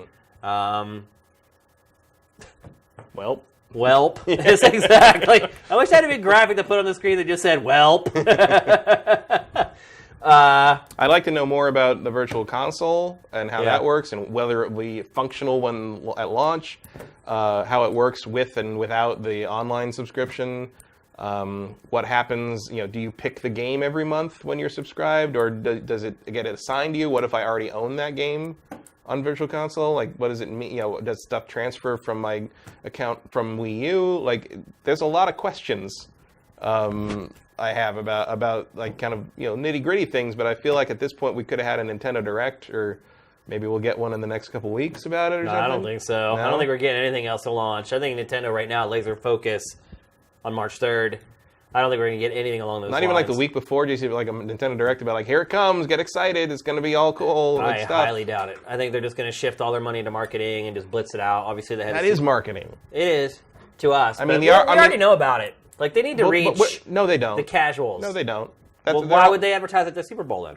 Because they want people to be aware of it, so that the word of mouth when the core people all buy it in March, they can have word of mouth that convinces people to buy that thing they saw at the Super Bowl this fall. Yeah. That's what it's about. Because, look, they're probably mostly all gone already. And anything that isn't Unless you're in Europe. Apparently Europe, you can get them no problem. And, well, it is Sony country out there. Yeah. But if you're waiting, in America at least, the pre-orders are gone. And I'm pretty sure most of the people that are just hearing about it now are not the ones who are going to be waiting in line at Best Buy 2 days before. Because those are all the hardcore Nintendo fans. I mean, the 2 million, the allocation of 2 million will sell to the Nintendo fans. Like, they don't need to advertise this thing to them. Although, a Nintendo Direct will reach the audience that will be buying this on March 3rd way more than anything else, I think. Right, but that's my point. They don't need to reach those people. That's also true, but it would be nice to... So they're going to divert their time and their energy to reaching everybody else that wouldn't watch a Nintendo Direct. But I don't think it matters, though. I don't think they're going to do that either. I think they've sold what they're selling here. The task. If they looked at the Wii that way, though, think about it. I mean, the Wii sold out its launch allotment. They need to think about what happens after that. You can't just say, That's okay, true. well, we sold everything at launch. Like, that's true, but like the work begins at launch, then making kind of a second launch this fall. Yeah. When Mario comes out. Yeah. So that's going to be an ongoing process. But in terms, I think you could spare the early adopters an hour of a Nintendo Direct to kind of give them a little more information about what they're about to pay you $400 to $600 for next week. Like that's all I'm saying. I mean, I know everybody. A lot of people that have pre-orders are already done. They're getting it. It's a done deal. But it seems like a bone you could throw your core demographic. Well, I think what you're getting is a whole lot of nothing. So, last episode we talked about... But you could use some of that trademark Nintendo spin to make it seem like a good idea. Make people convince them to keep their pre-orders, because I know a lot of people are still sort of on the fence. Well, last episode we talked about how there was not going to be any streaming services available for Switch at launch. No Netflix, no Amazon, no anything. Yeah, and I see both sides. I mean, on one hand, it's like, well, it seems weird that you're not giving me, these value adds that are part of just about any, computing device you get now. You buy a DVD player. At the same, it has and at the same time, it's also my TV. It's also an argument against it. It's like you have so many things that already do that. One thing that doesn't do that isn't really a big deal. Right. I see both sides of that issue. That's kind of a coin flip to me. But they did announce this week that there will be no web browser for the Switch. Is that a big deal to you? No, but it's telling of how much they're trying to minimize the how OS do you, impact How do you on surf the internet on your TV? I don't really. I have a laptop. Usually, that's how I do it. If I really need to see something on the internet on my TV, it's usually on the PS4 because somebody wants me to sign into my Warner Brothers account or something. Right. So that's really the only time a web browser ever opens on my TV is when some game on the PS4 or something wants me to do something with the website, which is usually Ubisoft or Warner Brothers. It's one of those two. I mean, how do you watch YouTube on your TV? I don't. You don't? I watch it on my computer. Why? Because my computer's right there. See, I use YouTube on my TV every night, without fail. I use it every night. Watch what? Everything that's on YouTube. YouTube is a great place for entertainment, man. Like, all these TV... It's so crazy to me. HBO shows. Literally, within 2 hours after they've done airing live on HBO, all the segments are on their YouTube channel for free. I mean, YouTube... See, I have HBO, so I don't... So do I. But I don't always catch cable. stuff live. No, I do. I have DirecTV. But you're thinking about getting rid of it. I am going to get rid of it because I use YouTube and Netflix now, and I don't need cable anymore or satellite. Other than for sports, you don't really need those things anymore. And I do use YouTube every night with my console. My PlayStation 4, after I work, I'll put on ESPN for a little bit, catch the headlines, turn on my PlayStation 4, use YouTube and Netflix until I fall asleep on the couch. That's pretty much my night every night. That's pretty much how it goes. Yeah. I do care about my console having this stuff because I use it all the time. Yeah, but the PlayStation 4 has it. Right, so. But I'm fortunate. Also, the PlayStation 4 is going to be way better at it than the Switch, I probably suspect would be. But I'm fortunate. I have enough money that I can afford to buy a PlayStation 4 and all the other consoles. A lot of people don't have the ability, don't have the money to do that. There are some people who are going to move from the Wii U to the Switch. Look, if you don't have the money to get YouTube on your TV, you ain't buying a $400 Nintendo system just to play Zelda on March 3rd. What do you mean? How would you get YouTube on your TV? By any app that comes with a TV or any other console. Only TVs from the last couple of years the Wii have had YouTube. Doesn't the Wii U have YouTube? It does, yeah. Yeah, it does. But not above that, like I use like just not even just YouTube. I'm talking about apps, but web browser, like music festivals, like Coachella. If I don't go to Coachella for a year, Coachella does a live stream on its YouTube channel, and you can sit there and watch Coachella on your TV through your console's browser. Like, I just don't care about it on the Switch, really. It's right? Just, you know, look, it's all minuscule. I'm not stuff. saying I want the PlayStation 5 to not have a web browser. I'm just saying it's. There are so many bigger things to be concerned about with the Switch. It wouldn't enter my mind. Here's the thing, though, is that these are all little things. That some people say they don't care about it at all, or maybe they care about it a little, but they all start adding up to a machine that doesn't do anything. True.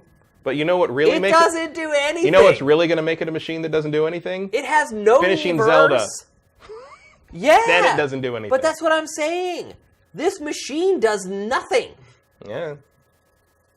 Nothing. It plays Nintendo games. There's no Miiverse. There's no jack squat. It just plays games. And there aren't going to be hardly any of those. That's the thing. That's the shame of it. Is like it really. You know, what I wanted was a Nintendo box that just played games. I just wanted one that could play games that weren't last gen power level games. You know, I mean, some of the other stuff that's come out this week. I was hoping the next Zelda game could maybe look like Horizon Zero Dawn. You know? Good luck with that one. Yeah, I don't think that's gonna. I mean, if the Switch is lucky enough to get another Zelda game, it's just going to be another Joy-Con mini game fest. It's going to be. You're going to have to listen to the bottle to find out how many rupees are in it or something. It's going to be. Really. No, there is a mini game like that in 1-2 Switch, I know. I saw that. It's called Count Balls, which should have been about a vampire, but it's not. That's great. Count Balls. That should be the name of Dracula in the Castlevania show. Yeah, that'll be the first vampire that Trevor runs into. He kills Count Balls, and Dracula's like, "Well, you killed my balls, son. Yeah. Now we're at war." Also this week, pretty much every third party is bailing on the Switch. Yeah, well. Let's see. Final Fantasy 15, the developers behind that said, nope, not happening. Couldn't happen, probably. Probably can't. Project Cars 2 was announced this week. Actually, it was announced like 2.5 weeks. I don't know how this happened. Somehow Sifted was the only website on the internet that knew there was a trailer for Project Cars 2 like 2.5 weeks ago. Yeah, I knew that because I saw it. Because we curated it. And they put out like actually the second trailer for the game yesterday or the day before, and every website was like, Project Cars 2 announced. I'm like, dude, where were you 2 weeks ago? Oh, we have two trailers for that game on Sifted right now. Every other website has one. I don't know what happened there. Anyway, it's not coming to Switch. Mass Effect Andromeda, not coming to Switch. Red Dead Redemption 2, not coming to Switch. Borderlands 3, not coming to Switch. Resident Evil 7, not coming to Switch. All of which specifically made announcements this week to say these games are not coming. Resident Evil 7. Please stop emailing us. Resident Evil 7 could totally run on Switch, I think. Maybe. I mean, you look at that game, that should be able to run on any console. It can run on VR. It can probably run on the Switch. I'll put it to you this way. Any console that's releasing in 2017, that game should be able to run on it. And yet. This is the thing. Is like if you're going to release a new console, it should probably be on the same power level as its competition, and this system is not. I mean, Resident Evil 7 isn't even getting anywhere near pushing Xbox, even Xbox One, let alone PlayStation 4. I mean, but at the same time, it sounds like a Wii U game, Breath of the Wild, may not be running at full 1080p, and it's certainly not running above 30 frames a second. They already said it's running at 900p. There's controversy over that at one point. Oh, really? Well, because someone said that they were saying it was 900p on the floor at the event, and then Aonuma said, no, it's 1080. And then people were like, well, no, it renders at 900, but it upscales at 1080. Right. That's what he meant. And then someone else said, no, he meant it renders at 1080. I don't think I think we're going to have to wait until Digital Foundry gets their hands on it and counts the pixels. But it's like, look, the idea that you're putting out a new system and it can't run last-gen system games at 60 is disturbing. It's bad. Because that's what all the remasters on PS4 are all about. At 1080! Like, it should be able to run a Wii U game at 1080p, and of course, 60 frames a second. And of course, it's like, well, you can only have it be so powerful if you want it to be a portable as well. But the thing here is like, and this is probably Nintendo's mistake more than anyone else's mistake, but it's like people are trying to spin it as, well, it's a handheld that you happen to be able to play on the TV. It's like, well, but Nintendo's trying to sell it as a console you can take with you. Nintendo's saying the opposite. And maybe Nintendo should be taking a cue from their fans and setting expectations at the handheld level, because as a handheld, it's really impressive. But they're not getting rid of the 3DS. Oh, right. Well, because you got to have something to fall back on when this doesn't work.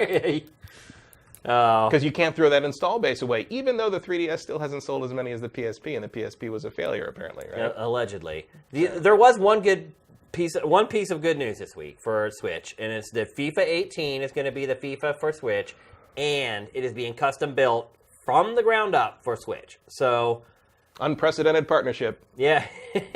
That's good news, though. It is good. That's how it should be. Well, I hope it works. I hope that game sells like gangbusters, because if it doesn't, that's it. EA will be gone, daddy gone. You will not be able to play Madden on your tiny little controllers. You'll never get anything from EA again. It's proven this before when it worked with Nintendo. You got your one shot. Yeah, we'll give you your one shot, and then we'll walk away. EA did it with the Wii, with the whole Easy Play, I can't remember what the name of it was. The Easy Play Control, whatever the hell they called it. There was like a little tagline for like their Wii sports games or whatever. But yeah, their sports stuff bails surprisingly quick. I mean, even EA still made other games after that on the Wii, but the sports games basically vanished. There is no excuse for FIFA not selling well. It is like literally like the third best selling game in the world. If there's any third-party game that's going to sell... And it's focused on Europe, and everybody takes trains over there, as I'm told, so there's plenty of reason to carry a Switch and with it's being built from the ground up for Switch. It should be a great game. It's not going to just be a port, and if that game doesn't sell well, the Switch is going to be in deep doo-doo. Which is, of course, also the double edge on that sword is that, it's not... before people were worried that they were basically going to dump a last-gen port of it onto Switch, like a 360 version onto Switch. But now if they're custom building it, that positions it better to be something somebody might want. But also, if it doesn't sell, EA gets to say, well, we tried our best. Right. We didn't skimp on it. We didn't just they throw get some fan stupid backlash. Didn't work. They're like, look, we put the money into it. We built it specifically for this hardware. People didn't care. Yep. And they can slide out the back door and be like, ta-ta. Yep. Yeah. So, I don't know. Here we are 2-3 weeks away from the Switch launch. Are you excited for it? 1-2 Switch looks like hot garbage, by the way. Oh, yeah.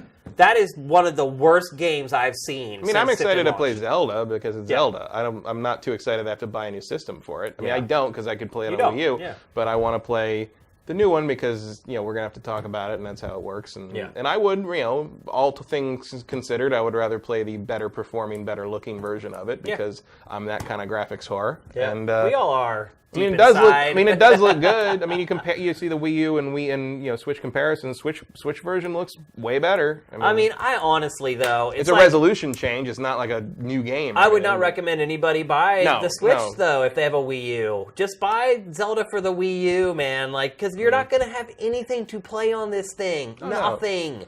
I will say one thing, indies are lining up for it. Every indie game in the world's being announced for it. One of the reasons I ordered I didn't get the version of the Master Edition with the statue of the sword or anything, but I got the next one down because it comes with a little case for it. And I know that when I finish Zelda, I'm going to put the Switch in that case and put it in a drawer until Mario comes out. Because I don't care about Mario Kart, and I don't care about Splatoon 2. And that's really all there is. Yeah. Unless that virtual console is way better than we think it is. Except for ARMS. That game's actually starting to surprise me a little bit. They put out new trailers today. Their gameplay's deeper than I thought. You can actually curve your punches around obstacles and stuff. So I'm keeping my mind open for that one. I'm trying to not think of Wanted when I see that. You remember that game? The based on the movie with the bullet curving crap? Yeah. It's one of the worst things I've ever played. I finished that game in 54 minutes. I'm grasping at straws here, Kyle. I'm doing what I can. I will say this. I don't know if I'll buy ARMS, but I really like the art style on it. It looks like Overwatch. It does look like Overwatch, but it's super clean, and it looks nice. I like it. The animation's cool. It's a typical Nintendo game that can hide the power of its hardware. Right. Well, just like Splatoon. Splatoon is a really good art style, it's just super clean and attractive, and appealing. Appealing would be the word, I'd say. All right, let's move on. We're going to talk about For Honor. I've been playing this game for the last week, probably. Have you got a chance to get in on the beta, Matt? I have gotten on the beta, but I haven't played it much because... it's open beta now, by the way. Anyone can play it. It really hates my current graphics card drivers. No. There's a lot of flickery stuff, so I've been holding up. But they did... It was a hot fix, I think, went up yesterday or the day before, so I haven't tried it since then, so I'll try it again. It's open beta right now. To be honest... You all can go and download and play it right now. I mean, to be honest, it comes out on Monday night, so I might probably just... Does it come out Monday night? It comes out on my birthday, 14th. Wait a minute. Oh, that explains it. What? Because Ubisoft said that it was supposed to send out code today, but there will be no reviews for this game. That's beginning to be a trend, isn't it? Because they want to wait till the servers are up. It's the same old excuse of the old Division excuse. Pretty much, yeah. And they're like, in fact, I may have code in my inbox right now waiting for me, but yeah, they're like, oh, we're not sending it out because the servers aren't up and you can't really enjoy it the way it's supposed to be. Like, what about the campaign? I don't want to play the multiplayer first. We could be playing the campaign this whole time. It's really silly. But I have been playing the beta, and I'll say one thing, too. The beta is huge. Like, it's full-featured. Like, it pretty much is the whole multiplayer suite. I'm shocked at how much there is in this. Like, there's 3 different... It's everything. Like, there's 3 different modes. It does chop off, like, a lot of the customization, and you can unlock a lot of the playable characters, but it gives you a couple characters from each of the 3 classes that you can play. There's still tons of customization, tons of weapons and items that you can put together. Modes, there's, like, 4 different modes. Dude, it's insane. It's, like, the whole multiplayer suite, and I think it's open all weekend, so all you sifters... After you stop listening to us jibber jabber, can go and download it for yourself and start playing and find out for yourself. I'll say this: it made a really bad first impression. The first couple days I played it, I was not enjoying it that much, and I think part of it was that I got into the beta late, and a lot of people were 1 way higher level than me, and 2 just understood the game a lot better than I did. But as time went on, I started enjoying it more and more. So one thing I would say to people who are maybe buying it or who are jumping on the beta this weekend, give it some time. I think you'll start enjoying it a little more the more that you play the game. Some modes I enjoy a lot more than others. Like when I first started playing it, I thought the dueling was something that I was going to be really into, just the one-on-one, because that's kind of how they showed it first, remember? Like the demo was like that battle in that really narrow hallway and like... Well, also, like, it's been positioned, I think, in terms of how it's been shown, like, as kind of a fighting game. Yeah, a little bit. And I would say that the dueling is my least favorite thing to do in this game. They're, like, best of 5 rounds, and literally each round takes, like, 10 seconds. Yeah, well... Bushido blade and then it style. takes double that length. It is. And it takes double that length to then load in the next round. It's pointless and stupid. Playing the team-based modes, it takes some getting used to because it's almost a little bit like a MOBA because you have these, what they call in a MOBA, like creeps or minions. Just these enemies that basically are taken out with like 1 hit. But they serve a purpose, and Is any of it as awesome as what we're watching? Yeah. Yeah. It is pretty awesome, actually. I mean, look, this is CG and pre-rendered and everything. But the game actually does play like that. Like, you get a huge thrill. Like, when the match first starts, you're running, and there's just, like, 50 of your dudes running into battle in front of you. That exhilaration that you get when every match first starts is awesome. Like, you feel like you're going into a war. And I honestly haven't played a lot of games that feel like that. Like, most games, it's like they have 5 or 6 players on your side and they're all human controlled. Like there's certainly an added element to having all those AI controlled minions on your team. And they serve a tactical purpose too because you can blend in with them. And like literally there's like 20 or 30 of your guys fighting 20 or 30 of their guys. It's like a war. And you can get in there and you can kind of hide and like just start assassinating like the minions or whatever, and you get points and stuff like that for doing that. The key is trying to spot the enemy in the midst of the chaos. And that's what you want to do. Like, you want to wait till they engage with your minions and then kind of hop up out of your minions and attack them. Because a big part of the combat is kind of getting that first strike. Because once you get that first strike in on somebody, it's very easy to get discombobulated and kind of lose your composure. Because the combat system is pretty freaking intense. It's like the left trigger blocks, the right trigger attacks, the top right bumper is like your quick attack.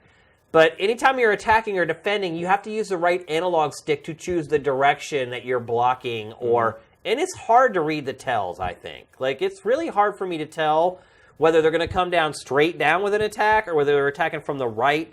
Depending on their stance, it's always easy to tell one side that they're coming from. But the other two, whether it's coming vertical or the other direction, is really difficult. And so getting that first jump, if you can land that first attack and kind of stagger them a little bit and then jump in with your quick ones, it's really hard to overcome. Like in the duels, you can see some of this duel footage here. It's like whoever really gets in that first blow and kind of knocks the other person back, it just kind of ends the fight like right there. Well, you can then like sort of dictate the rhythm of the fight. Right. But it's like once you get that first, you can see right here, it's like a snowball. Once you get that first attack in, you get flustered, you get discombobulated, and suddenly you're like, well, wait, I'm trying to attack. I hold the right, oh no, I need to block. I got to hold the left trigger, and then you're trying to tilt that right analog stick in the right direction. It's chaos. But there's a lot more strategy in the team-based games, where it's actually like 5-on-5 or whatever, and you have all these minions involved, because you're like capturing points. There's like domination modes, essentially. And you have to be really careful because... What? It's... Yeah. And it's over. Yeah, it's very easy to find yourself in a place where you just get completely overwhelmed by the enemy. It's like if you go up to try to capture a point and you don't have a couple guys with you, because the minions don't really stray. There's like a front in each battle where they kind of stay and fight each other. And then that leaves like the control points for the human players to kind of try and capture. And if you end up at a control point and you're the only one there, the enemy runs up with two of them and they just wipe you out. So there's a lot of kind of contrivances with the game, and teamwork's really important. I was playing on PS4 where nobody has freaking headsets still. Is this you playing? This is me playing, yeah, totally. And it's hard to communicate, and it does require like a lot of communication as far as saying, okay, well, I'll go for A at this point, or hey, they're taking A, let three of us go up there, because if you go to A and they have three people there and you run in there, you just get slaughtered. Right. So look, I will say I've never played a game quite like it. It has this whole kind of meta game going on with territories where you pick like one of the three factions, and then like there's a cumulative score that goes on with all the games with one faction versus another. And it keeps like this worldwide score for each season. I don't know what happens when you get 6 months into a season and one of the factions is winning by a landslide. Like, because then how does that convince people to join the other factions? Like, there's all this balancing stuff that needs to come into play. Everybody loves an underdog. Yeah, I guess. Like, I don't know. I don't know how they're going to convince people to make sure it stays balanced and keep people sort of picking those other factions. But there's no other game like it. It's a little bit like a first-person shooter. It's a little bit like a MOBA.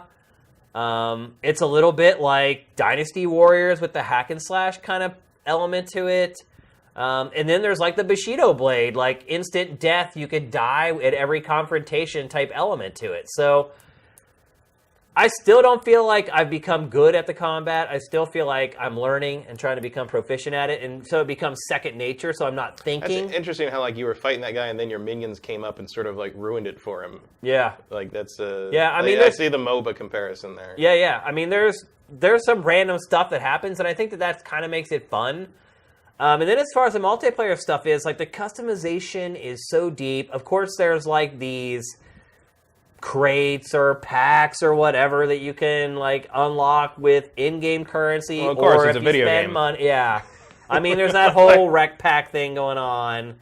And look, a lot of the stuff is just cosmetic as far as how you look and things like that. But look, you can build like your weapon, like you build like a sword from like 3 parts. There's like the blade and the hilt and the handle or whatever, and those elements actually do play into your abilities. And there's, obviously tons of cosmetic stuff that you can unlock as well. I'd love to see, like, EA steal some of the ideas in this game for a Jedi game. Yeah. Yeah, I mean, that might... But you have to have a third faction, right? Well, you got Jedi and Sith and, Yeah. That's what I'm saying. Like, who's the third faction? There's the Knights of Ren. There's a whole bunch of other people you can use. I'm just saying the combat style. Yeah. I mean, I'm like kind of trying to capture the idea of the strategy of melee combat without making it too simple or too annoying. Yeah. I'm enjoying it. I don't know if I would play this over this moment right here. Like when you take off and like your team is all running. Yeah, exactly. Like it feels good. Like when you first take off and you have like this army like in front of you. And then it becomes a game of like trying to pick out like the human controlled enemies out of the mobs essentially. It's like I said, it's like a game I've never played before. I don't know what kind of staying power it's going to have. I'm definitely. I mean, I'm still getting it. I'm gonna definitely play it. I'm looking forward to it. I mean, I am looking forward to the campaign probably more than the multiplayer, if I'm being honest, because I like the that's why I'll learn to combat, and then I'll try to dig into the multiplayer and see if it's something that I think carries over properly to the slightly laggy, slightly annoying world of online multiplayer. But, yeah, and look, there's like layers of depth in the combat as well. Like if somebody's blocking, like you can hit like the square button to break their block, and then you can hit it again to throw them. I mean, I played it at E3 last year, and I got it. I mean, I got it pretty quick. There's also a lot of running after people, yeah. I've found, because what happens is when you start to win a battle, they just run away. And so there's a lot of this like, oh, well, 3 of us chasing after one of them who's like running away. And I think in a lot of ways, too, like, there's a huge advantage to being as fast as possible, being able to deliver strikes as quickly as possible. Like, it doesn't feel like there's a lot of balance between the armor and the speed, I guess is a good way to put it. Like, I feel like... Ooh, it took your head off on that one. Yeah, there's finishers. Nice. And I would say, they have time to balance it, but they don't, because the game comes it's like 3 days out in like 4 days from now. So, obviously, any game in today's day and age is a work in progress. It can be updated with patches and things like that. I do give it bonus points just for the fact that it is unlike anything I've played before. I haven't really got a chance to play much with the campaign just a little bit that I played at trade shows. Yep, yeah, better run, dude. Yeah, he runs away. See, this is what happens. Because one of your other teammates showed up, so he can't win, so he's got to get away. But then you end up chasing. Like this is part of the game, though. Is like the running after people when they try to. When he's trying to lead you to somewhere where he has the advantage, right? Now you're behind all his dudes. And then I think I still chase him up the ladder, though. Well, it is you.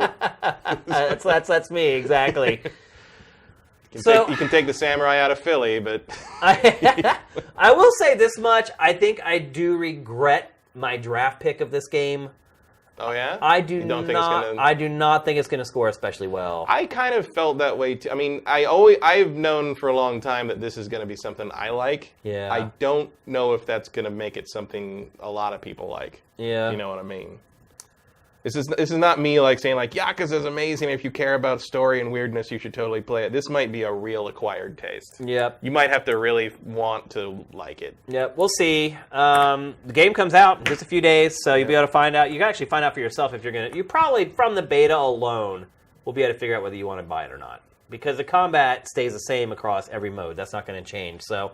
If you find that you don't really care for the combat, and I do think it's a little clunky using the right analog stick for stuff. Like, see, I really liked that when I played it last at E3. I just clicked with it real fast. Even the guy who was demoing, was like, "Wow, you figured that out real fast." I'm like, it's a fighting game instinct thing. It's just I understand that's not instinctual to use the right analog stick to like block to the right or. Well, it's not like something I ever, like you say, it's not something I ever played before. But the concept of it made sense to me, and maybe it's because I also played a fair amount of Die by the Sword back in the day, which was that Treyarch? No, that was Neversoft. That was before Tony Hawk. Just the idea of like the positioning of the weapon versus the position of their weapon is like an interesting, kind of mind game to me. And like there's a lot of that in that's basically the same as the overhead game in a 2D fighting game. Yeah. And so it just made strategic sense to me. And granted, I was only playing in the campaign because their demo E3 last year was the campaign. So I have never played this against a human. Like you were there, so the nuance of that might go out the window when you've got some dude, Johnny 849420 is figured out that like the overhead strike of the Viking like breaks the block no matter what you do, and now it's just like okay. The other part too is that the AI you get tells, like there's a flash to show you like whether they're attacking from this or this, and when you're fighting against the human opponents, you don't. Well, it looks like with human opponents, you're just going to have to learn what it looks like when they do the animation. Everything, which is again another fighting game thing. I wonder if that's going to be a barrier. Because that's the thing is like how I don't know how obviously we don't know tutorials or how it eases you into the multiplayer or whatever if that's different in the final version, but like a lot of people are just going to assume you're going to run in swinging, and maybe not people play Dark Souls, but because you are running out of stamina in some of this footage. Because like I don't think people are used to that idea. You lose stamina. A lot of people, if you don't play that, the Soulsborns, like I feel like you're not going to be used to the idea that you can't just keep attacking, especially when you're talking about like running out with all the you just want to go kill thing. It's like learning that discipline is a very to me that's really interesting. But I can see that being like a turn off to like people that just want to jump in and hit stuff. Yeah. I think maybe that's what the single-player campaign's for. Yeah, that could be. All right, let's move on to our trailer of the week. God, they're already trying to get me to make you play Nioh for, like, Easter or something. Like this. For Easter. They just want to see you suffer through... You guys relish in my pain. What's going on here, man? Hasn't I had a rough enough year already? I don't get it. Try Nioh, and maybe you'll like it, and you can do it for fun. That's true. That's a good point. Our trailer of the week this week, I don't know if you guys remember the game The Technomancer. Probably one of the games I regret playing the most in the last 10 years of my life. My favorite thing about that was how you were describing stuff, and I'm like, I haven't played Technomancer, but I did play Mars Warlock before. And I'm like, was it like this? And you're like, yeah, it's exactly this. I was like, they just made the same thing again, except now you're like a technomancer. I think you became a technomancer in Mars Warlogs anyway. So like, what did they do? No, it was the same universe. Yeah. So Spiders, the developer behind that, is working on a brand new game. What a weird name. I know, it is so weird. But if you remember when I played Technomancer, I felt like it was just so close to being getting over the top, and maybe this is the game where Spiders finally just gets there. It seems pretty cool. This game looks awesome, people. It's called Greedfall. Open world action RPG, just like Technomancer, set in the 17th century, where you play as one of many people trying to settle a mysterious island. And I'm not going to spoil anything else. This is the debut trailer. Check it out.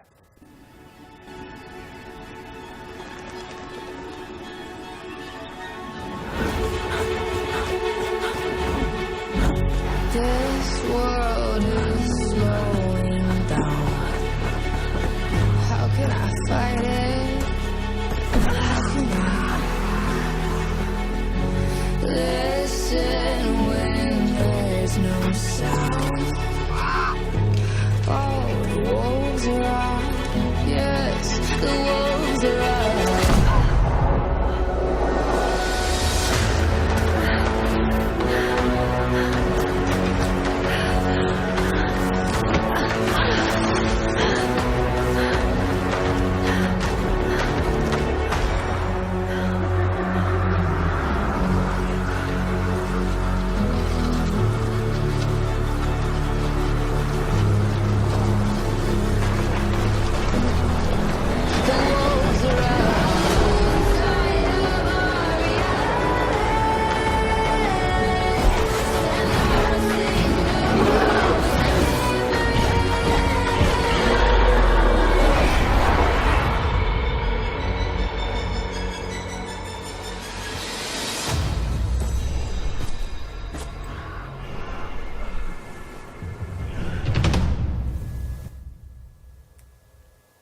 Good to see the Fiend from Witcher 3 still getting work.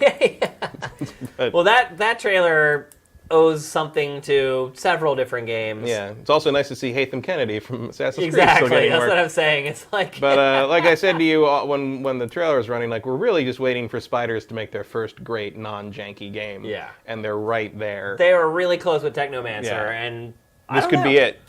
Keep an eye on that one. That's why we used it in the show, because there's a ton of good trailers. Project Cars 2 first trailer came out this week, or actually second.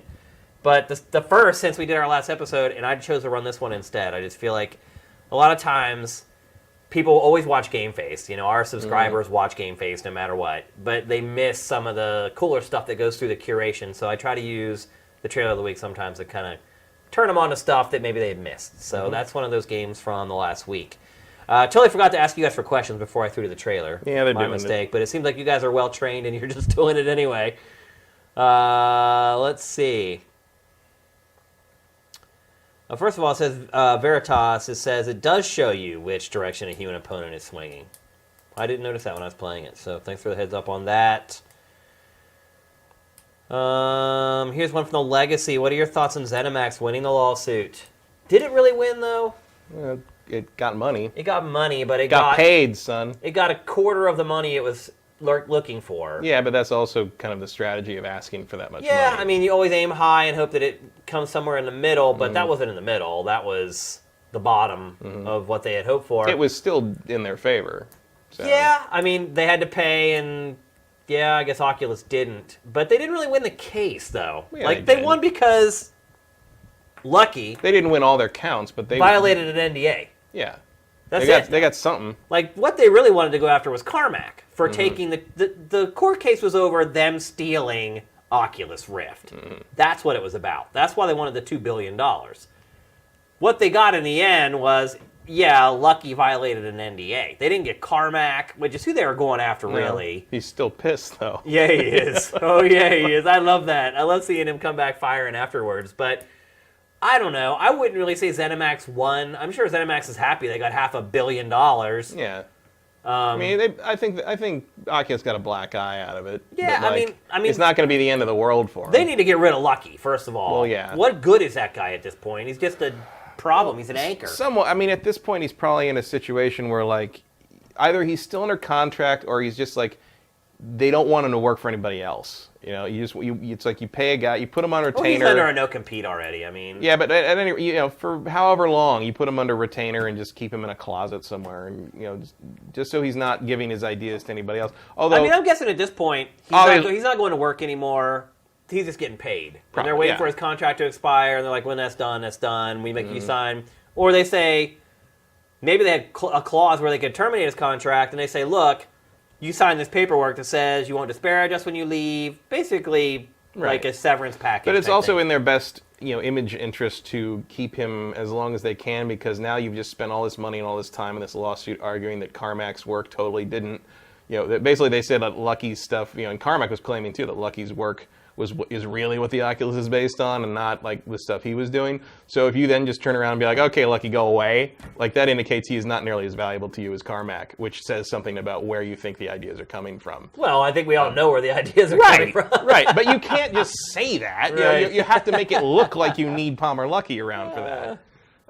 Especially after you've just gone through this court proceeding. So I think we should expect to see him a silent and unseen part of Oculus for a while yet. Here's one from W. Matthew. If the Switch fails, where do you think Nintendo goes? Full mobile, handheld, PS4, Xbox One, or both? I don't think they go third party yet. I think they just keep trying. Yeah, they have enough money. They can just keep on trying. Yeah.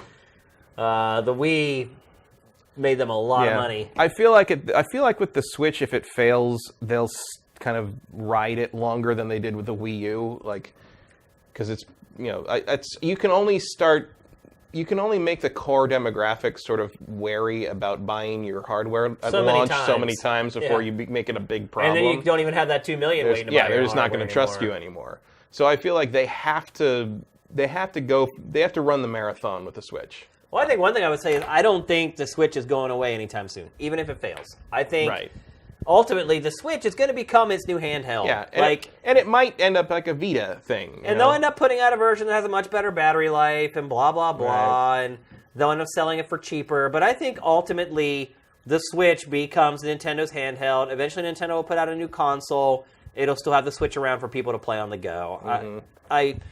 I agree. I think that's why they made it this way as much as any other reason is that, it is guaranteed to have a lifespan much longer than the Wii U had, no matter what, because it's a handheld. So, and you can sell incremental upgrades of it. And if you introduce a full dedicated console at some point, 3 or 4 years down the line, it's not going to feel like you're replacing it. It's not pointless. It still has functionality because unless their next one is just the Switch 2 or whatever.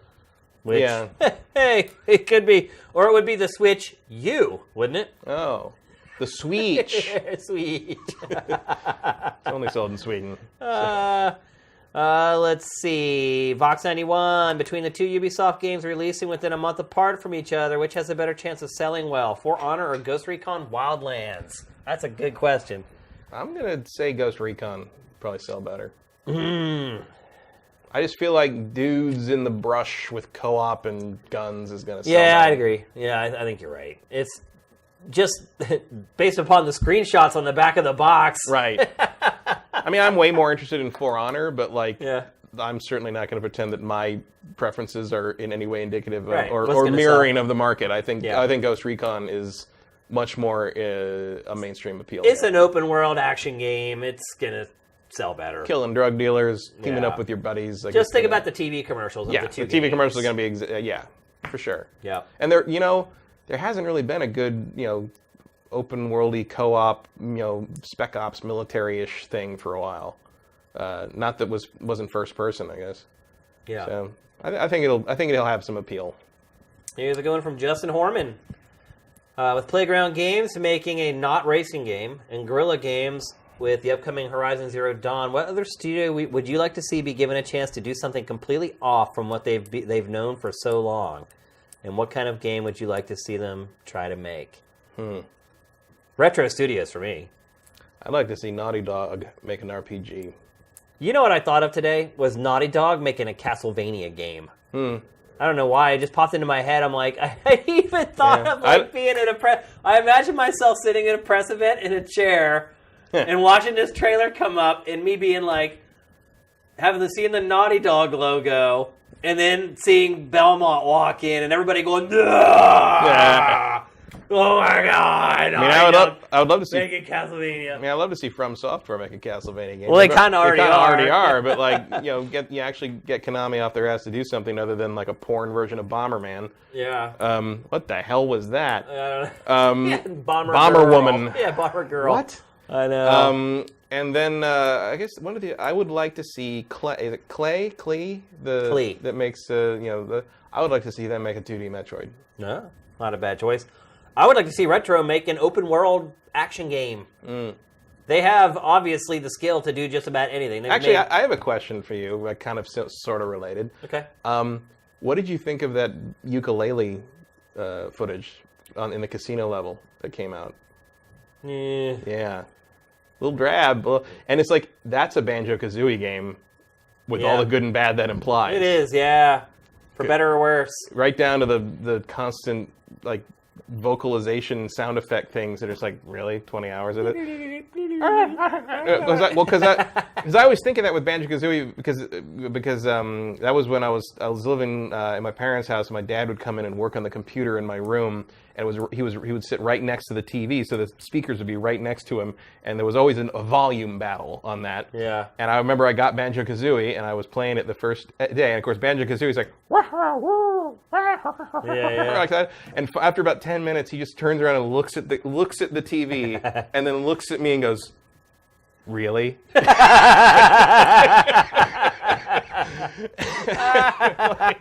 And when I'm watching that ukulele footage, I'm just like, "Yep, that's Really? exactly what I'm thinking of." Like, really? I think what's most concerning to me is that they released that chunk of game. Isn't that interesting? Yeah, that was as someone who drafted that game, I was like, oh, it doesn't look terrible. No, It doesn't. just looks uninspired. Right. It looks like Banjo 3 as if it came out 2 out years after when Banjo it was 2. supposed to Right, come out. Right. Yeah, I hear you. Yeah, it was a little disconcerting. But anyway, back to your question. Retro Studios open world action game. They're proficient. They've proven they're proficient at just about everything else.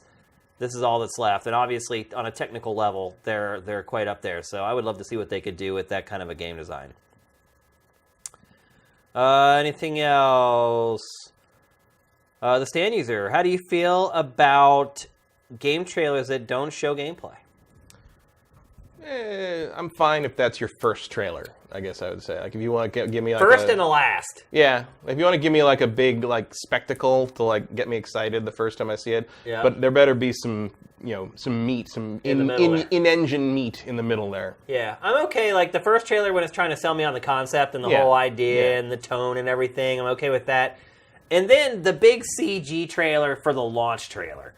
Just to rekindle that hype. Because what happens over the course of a marketing campaign for a game is it starts to fade. Like, I'm seeing it right now on Sifted with Horizon Zero Dawn. Like, it used to be anything we curated for that game, just boom. Like, did the most views of anything from that day, without a doubt. Did tons of comments. Now that we're getting into the meat of its marketing schedule, where we're literally getting new media every day for that game, you can just watch it. Yeah. I think also people are kind of like, they're on media blackout. Yeah, that could be.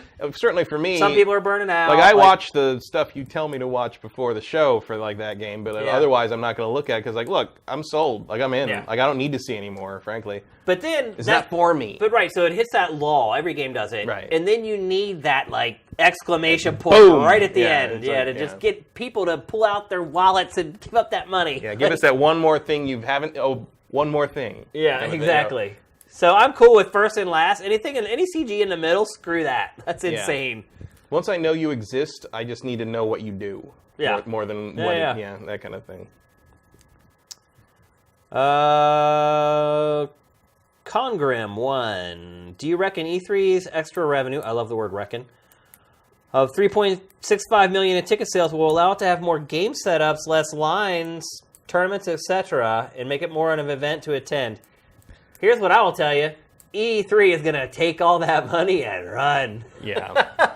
And even if it did result in that, it wouldn't be till the next year. Yeah. If it works, you'll see the publishers kind of change the booths up to sort of accommodate that better. Here's the thing, though. There's no room left. So not really, no. There's a couple areas like the back where there's maybe a corner where you could put another booth, but it's pretty much filled up the LA Convention Center already. So and they already even some stuff spilled out into the main halls in the front lobby. Yeah. Payday's been up in the Payday 2 has been in the corner of like the entry stairwell for like 4 years. I don't know how. They won't give it up. But Matt's right. Like, if anything's going to change, it'll change for next year once they have that money in their pocket. If you think E3 and the ESA is going to put out that money on its own, you cray. It ain't happening. It is not happening. I like this one. Surf Spider, VR or Switch, which is the better way to throw your money away? I'm saying the Switch. Just purely because it has Zelda. Yeah. I guarantee you Zelda's going to be better than anything on VR right Guaranteed. Yeah. No well, question. I don't know. Yeah. Yeah, it's better than Resident. I'm hoping it'll be better. There's some amazing, like some of the VR stuff I played is the most like amazing thing but it's like saying, would you rather play Pac-Man or Zelda? It's like it's like one is like a 5-minute arcade, shot of heroin, and the other is like a 60-hour thing. It's like there's no comparison. For some people, Resident Evil 7 they'll think it's a better game though, depending on their taste in games. Well. You're not one of them, but for some people. Do you think you'll be one of them? I hope not. Okay. I mean, look, Resident Evil 7 isn't like a Game of the Year contender or anything. At least I don't think so, unless this year really goes down the crapper. And I would hope that Zelda would be at that level, but I'm not passing any judgment. Yeah, we don't know yet. Literally, I've played around in the overworld, and the overworld seems kind of dull to me, so we'll see. I like climbing stuff. I think that sucks. I think it's really boring. Yeah, but I'm a big Shadow of the Colossus fan. So. Although, to be fair, you're just climbing rocks and not moving things, so it's not as exciting. Yeah. You're not excited to upgrade your stamina bar? No. I'm excited to upgrade it or make it go away. Upgrade to the point you don't have to think about it anymore? Yeah, pretty much. Be the first thing I upgrade. You're a Dark Souls player already. Good question, Congrim, by the way. Let's see, is there anything else? Do you think the South Park game is in trouble from Kills with Kindness? Where's Vin Hill at? He could have told. He could be in the chat and he could tell us if he wouldn't have bailed on the site. I mean, I don't know. I mean, you would think that they'd have that kind of down, but it is a new developer. I'm hoping it doesn't slip to next year because that's on my draft. I think it's in trouble. Yes, I think it is. If it wasn't in trouble, it would have been delayed twice already. Well, the other one got delayed too, and it turned out pretty well. Yeah, it was delayed once, if I remember correctly, though. Delaying a game twice is a huge red flag. Think about it. Zelda. Nintendo's kind of exempt from that, I think, though. Seriously, though. Because Nintendo, Nintendo's not going to put out a game until it's right. Third parties will put out the game when it's not right, or it'll end up canceling it. Nintendo's never going to cancel Breath of the Wild. That's what they will work on it until they get it where they want it. I don't think we know enough about what's happening with that game to know one way I'm just speaking from experience. Haven't been in the industry this long. Yeah, but I think there's a number of cooks in that kitchen because it's a licensed property that the license holders are very involved in. So it could have been something as much as Trey saw it was just like, no, this isn't working. We got to do something different here. I don't know who has the power on that game to do something like that. We'll see. I mean, it feels like they have that formula pretty much down from the first game. It feels weird that they'd be having trouble now. Here's the thing: the developers are not doing the job. Yeah. I mean, that's exactly what it. I mean, look, they went and looked at the game and they said, okay, this is what needs to be done, and then they said, okay, well, we can get this done by X day. They didn't get it done, and then Ubisoft comes back in again and says, okay, you want to polish it or whatever. And how long is it going to take you to do that? It's going to take us this long. They didn't get it done. The developers are not getting the work done in the amount of time it says it's going to get it done.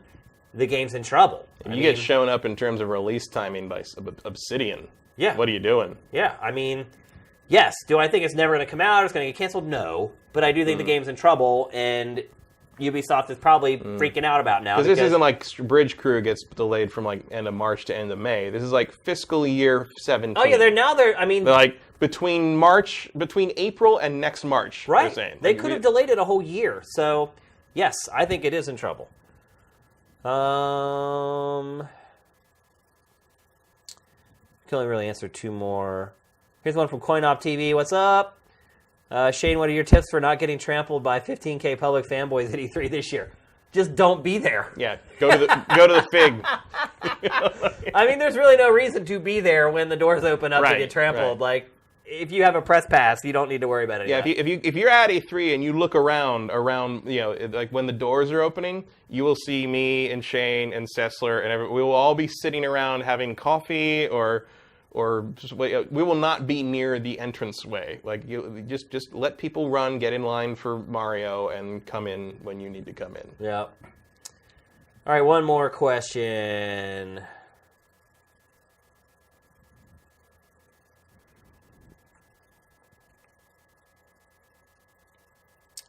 Suicide King asking if we saw the Halo 2 live-action commercials. Oh, yeah, they're great. You see the one where I didn't see that. One he's a used car salesman, the other one he's on a plane fighting over the armrest, like General Atriox or whatever? Oh, they're really good. They're on the site right now. They're curated, so you can check them out.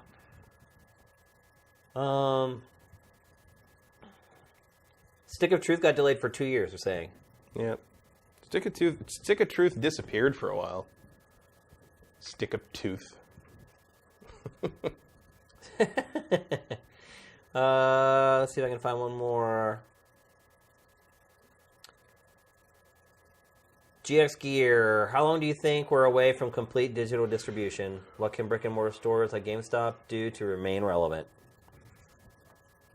I don't know. Another generation at least. Yeah, I think we're 5 to 10 years. I think closer to 10. It is coming faster than I thought. Yeah. I'll say that much.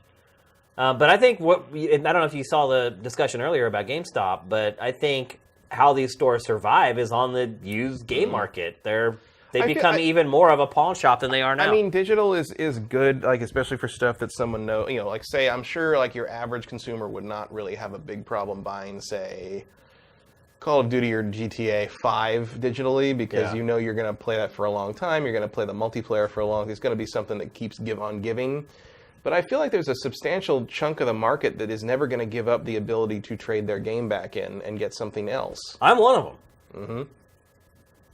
I don't want to go digital. I will keep buying box copies of games as long as I'm buying games. It's just too simple. It's like I can look at my collection of games and there's value there. There is something tangible there. It's not ones and zeros. It's just you run into something say, okay, this is not a great example in the sense of value, but say Street Fighter V. I have a physical copy of Street Fighter V that I got through an Amazon pricing error for $10. It was 3 weeks after the game came out. Lucky. Yeah, and so so I have that game. that disc is worthless because it's been updated so many times. It's not Street Fighter V anymore, basically. It's whatever's on that disc is like some kind of like embryo of what the game is expected to be. Yeah. So you got to wonder like how useful is that game on disc, especially if you hit a point sometime in the future where you can no longer download that update. Well, that is just one That's a whole That's just separate one game. But I think games all have updates, and they all have day one updates. They all have fixes. Look, most games are playable from beginning to end as they are on the disc. In fact, I would say 98% of games, 2% are broken. No, I would say even higher than that. Like 99.5% of games, whatever comes on the disc, you can play from beginning to end and finish it. I mean, that's never going to change. But that's not the same as having the ideal experience of that game. But if you're talking about if you're trying to play. Like I was saying earlier, when I'm 65, I'm going to sell my whole game collection and just take the money and use it for retirement or whatever. Nobody's going to care. But then what are you going to do? What am I going to do? If you're retired, you sell all your games, what are you going to play? I'm going to buy the new games that are coming out. But I won't have a collection after that because everything will be digital. And everyone will be like, you put a disc in the machine, that's like a baby's toy. Yeah, I mean, like 30 years from now, no one's going to care about the digital version of a game. They're going to care about that actual copy of a game. Yes, or you're talking about trying to unload your collection of 8 tracks. Right. Yeah, exactly. That's what they're going to be like whenever I go to retire. They're going to be like, what? Yeah, it's pretty crazy to think about. So, that's it. We've already gone over this. May be the longest episode of GameFace ever, actually. I don't know how. It seemed like we didn't have any topics, and yet we managed to just... You always say, like, oh, we're light on topics. I'm like, we'll talk for 3 hours. It's not going to be a problem. I don't know how we do it. It's really bizarre, but we've done it yet again. We drone on like old men. That's what's... Maybe that's it. This is our porch, basically. You're right. All right, well, listen, it looks like a ton of you guys stuck around right until the end, which we really appreciate. Hope everybody has an awesome weekend. Download the For Honor beta. Everybody can play it right now. Tell us if we're crazy. Before we go, we have one more thing, though. We have a brand new member of Sifted Elite for this week, and I love his username, The Game Yak.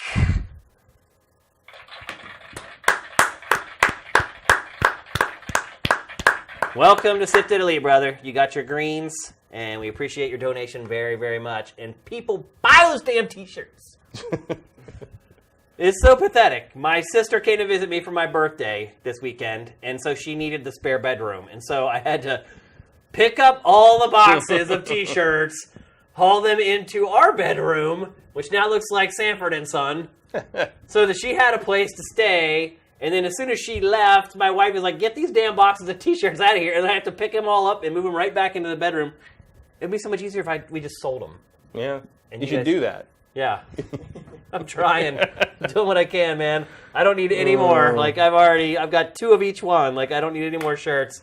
You guys need shirts. So, anyway, everyone have a great weekend. Thanks for tuning in, as always. On behalf of Matt and Sam, the Patriots fan, the luckiest MFer I've ever known. But, that was like watching a cheat code in real life. It really was. It was insane. Freaking insane. But have yourselves a great weekend. We'll see you next week. GameFace is up and out.